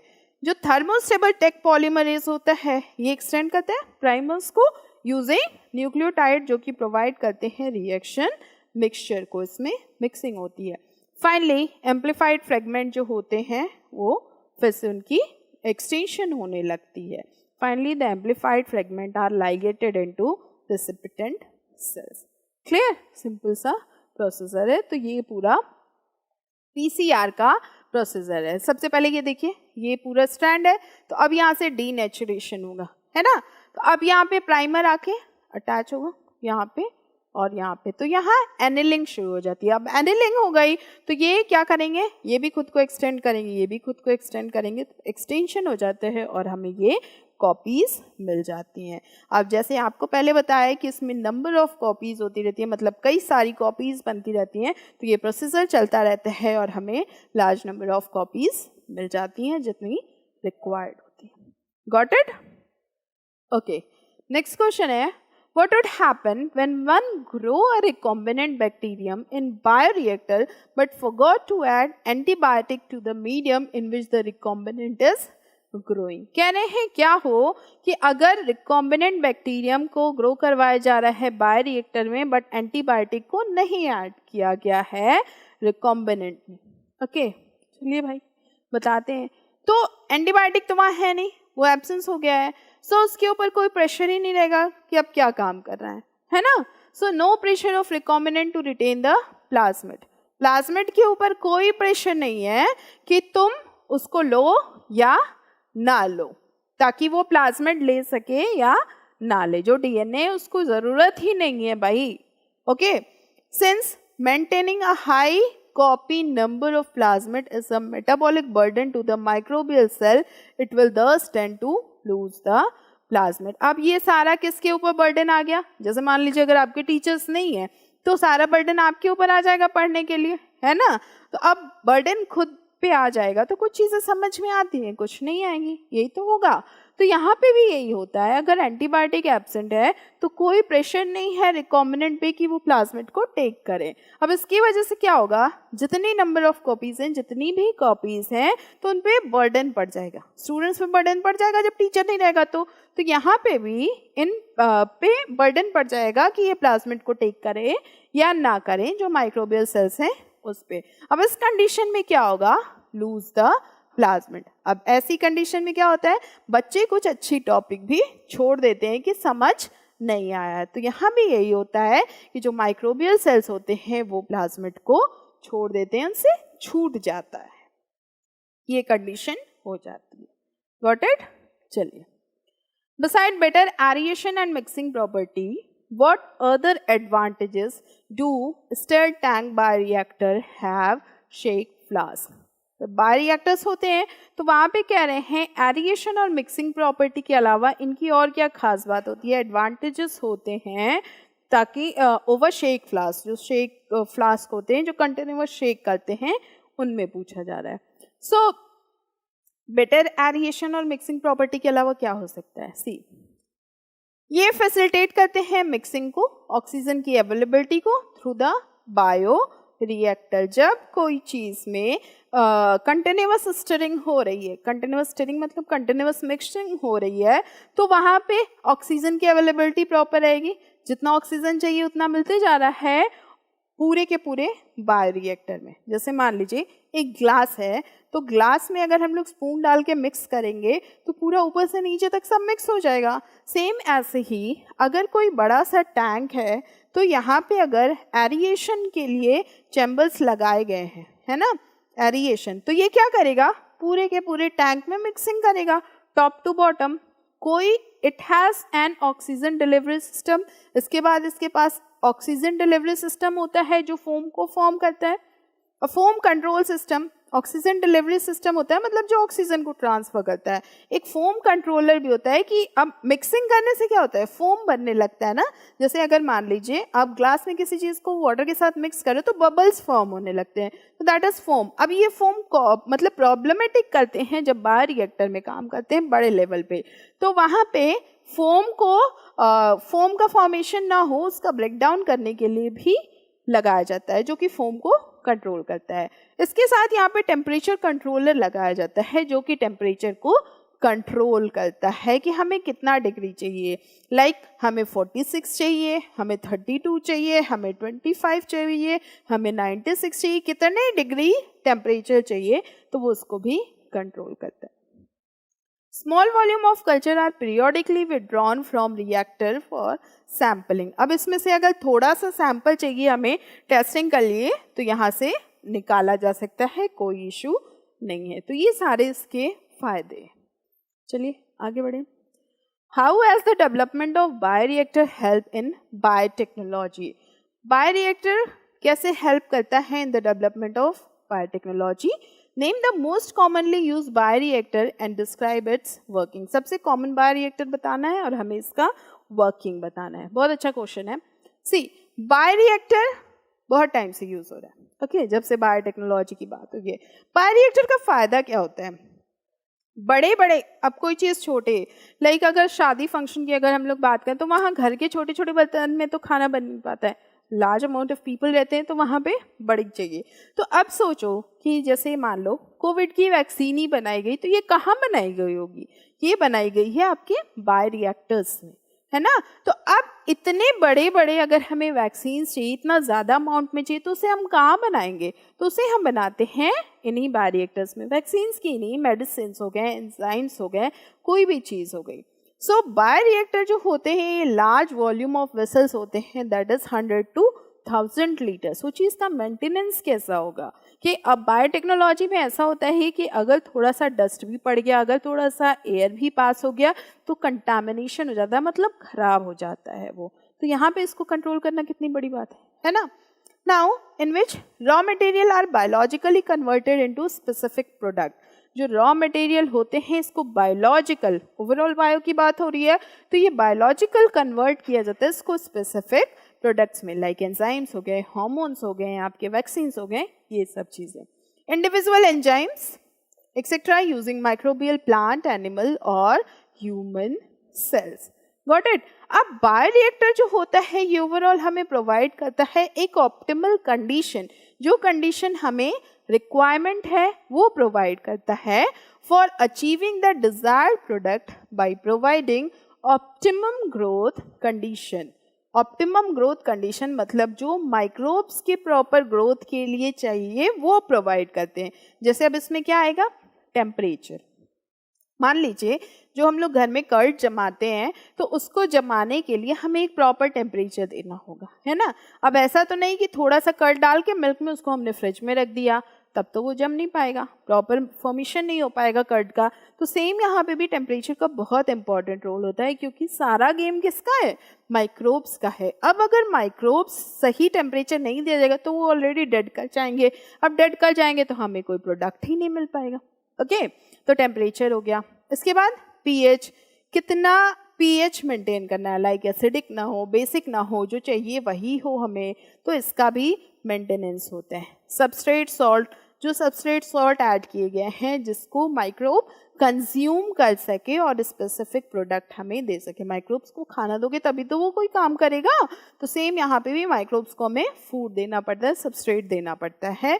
विटामिन एंड ऑक्सीजन, विटामिन और ऑक्सीजन भी ऐड करना पड़ता है। Now the cells can also be multiplied in a continuous culture system. Cells क्या होते हैं? मल्टीप्लाई होते रहते हैं। इसमें क्या होता है? बैक्टीरियल सेल्स जो होते हैं वो कंटिन्यूअस मल्टीप्लिकेशन होता रहता है उनका। In these the used medium is drain out from one side while fresh medium is added from the other side to maintain the cells in their physiologically most active log exponential phase. देखो बड़ी अच्छी चीज़ है ये कि यहाँ से क्या हो रहा है, जैसे मान लो ये टैंक है ना, बायोरिएक्टर है पूरा। एक मिनट, पूरा का पूरा ये बायोरिएक्टर है। अब यहाँ पे क्या हो रहा है, ये कह रहे हैं कंटिन्यूअस कल्चर सिस्टम है। कंटिन्यूअस कल्चर सिस्टम का मतलब कि एक तरफ से हम अपना जो भी रॉ मटेरियल है वो डाल रहे हैं और दूसरी तरफ से हमें प्रोडक्ट मिलते जा रहा है। तो इधर से भी जा रहा है, इधर से मिलते जा रहा है, तो ये कंटिन्यूअस हो गया। फाइन।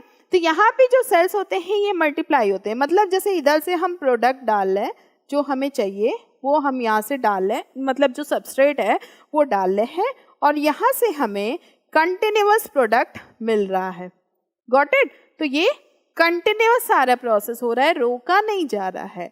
इसमें मीडियम जो होता है वो drain out from one side, ये मीडियम डाला गया, यहाँ से निकलते जा रहा है। एक साइड से फ्रेश मीडियम डाले और दूसरे साइड से हमें जो प्रोडक्ट चाहिए वो मिलते जा रहा है। Added from the other side to maintain cell in their, जो भी इसकी फिजियोलॉजिकल कंडीशन है, एक्टिव ऑक्सीजन चाहिए, टेम्परेचर चाहिए, पीएच चाहिए, सब इसमें बैलेंस हो रहा है और हमें यहाँ से प्रोडक्ट मिलता जा रहा है। This type of culturing method produce large biomass. अब सोचो इससे कितना ज़्यादा बायोमास मिलेगा, हमें ज़्यादा प्रोडक्ट मिलेगा, ज़्यादा यील्ड मिलेगी, डिजायर्ड प्रोटीन्स हमें जो चाहिए वो मिल जाते हैं, जो भी रिक्वायरमेंट होती है वो फुलफिल हो जाती है और ज़्यादा से ज़्यादा यील्ड हमें मिलती है। Thus it play a very important role particularly in traditional biotechnology। तो जो ट्रेडिशनल बायोटेक्नोलॉजी था उसमें ये बहुत इंपॉर्टेंट रोल प्ले करते हैं। ठीक है, चलिए जो मोस्ट कॉमन बायोरिएक्टर है that is simple stir tank bioreactor, जिसमें कंटिन्यूअस स्टरिंग मतलब मिक्सिंग होना, तो वो हो रहा है। इट इज यूजुअली एक सिलेंडर होता है जिसमें कर्व्ड बेस होते हैं। अभी डायग्राम है यहाँ पे, ये देखिए ये बेस इसके कर्व्ड है ना, तो ये कर्व्ड बेस है जो कि फैसिलिटेट करता है मिक्सिंग, जो मिक्सिंग हो रही है उसको फैसिलिटेट करता है। नाउ स्टरर एक्टिविटी जो होती है, अब स्टरिंग किस लिए कर रहे हैं, तो इसलिए हम लोग करते हैं ताकि जो ऑक्सीजन है, माइक्रोब्स को जो ऑक्सीजन की रिक्वायरमेंट है वो फुलफिल होती रहे जितने भी बायोरिएक्टर में हैं, चाहे वो यहाँ पे हो या यहाँ पे हो या यहाँ पे हो। तो ये इसका स्टरिंग प्लेट है जिससे कंटिन्यूअस स्टरिंग होती रहती है, मिक्सिंग होती रहती है। ओके, अल्टरनेटिवली एयर जो होता है also be bubbled into the medium. अब एयर जाएगा तो बबल का फॉर्मेशन तो होगा ही, दैट इज शो। नाउ जैसे यहाँ पे शो किया गया है, यहाँ पे एक एजिटेशन भी लगाया गया है जो एजिटिंग करता है ना, तो एजिटेशन करने से जो फोम्स का फॉर्मेशन होता है वो खत्म होने लगता है। Got it? As shown in the figure below, it has agitator system, a temperature controller system। Temperature भी कंट्रोल कर सकते हैं हम लोग कि 45 रखना है, 25 रखना है, 36 रखना है, 95 रखना है, कितना रखना है उसको वो कंट्रोल किया जा सकता है। पीएच कंट्रोल सिस्टम होता है, एसिडिक रखना है, बेसिक रखना है, कैसा मीडियम चाहिए वो भी। And a sample port so that small samples can be withdrawn periodically. तो यहाँ पे एक छोटा सा सैम्पल भी होता है जहाँ से हम लोग उस थोड़ा सा सैम्पल निकाल सके। सी ये overall simple stirred tank bioreactor है। अब यहाँ पे देखिए ये पूरा एक तो चैम्बर है, ओके, यहाँ सबसे पहले मोटर लगा हुआ है, फाइन। अब यहाँ पे देखो ये पीएच कंट्रोल करता है, इट कंट्रोल्स पीएच, फाइन, ये पीएच को आपके कंट्रोल करता है। यहाँ से steam for sterilization, steam pass हो रही है। उसके बाद ये देखो ये फोम ब्रेकर्स लगे हुए हैं, ये फोम को ब्रेक कर रहे हैं, जो फोम का फॉर्मेशन हो रहा है उसको ब्रेक करें, क्योंकि फोम फॉर्म करके ऊपर ही आता है तो ये ऊपर लगाए गए। ये फ्लैट ब्लेडेड इम्पेलर हैं जो इम्पेलिंग करते हैं। इसके बाद ये कल्चर ब्रॉथ है, मतलब यहाँ से कल्चर जो माइक्रोब्स हैं ब्रॉथ है उसकी मिक्सिंग हो रही है और यहाँ से स्टेराइल एयर को पास किया जा रहा है। जो स्टेराइल मतलब फ्रेश एयर जिसमें कोई भी डस्ट नहीं है, कोई भी माइक्रो ऑर्गेनिज्म नहीं है, कुछ भी नहीं है, तो उसको इसमें पास किया जा रहा है ताकि कंटिन्यूअस अपना मेंटेन किए रहे और इसमें किसी और चीज़ की भी ग्रोथ ना हो। तो ये बहुत इम्पॉर्टेंट रोल है। ये सिंपल स्टर्ड टैंक बायोरिएक्टर है जिसमें कंटिन्यूअस स्टरिंग हो रही है। आई होप आपको समझ में आ गया होगा। अगर कोई प्रॉब्लम है, कोई इशू है किसी क्वेश्चन में, so you are free to ask, हम फिर उसका आंसर करेंगे। हम लोग फिर मिलेंगे नेक्स्ट क्लास में, तब तक टेक केयर, गुड बाय।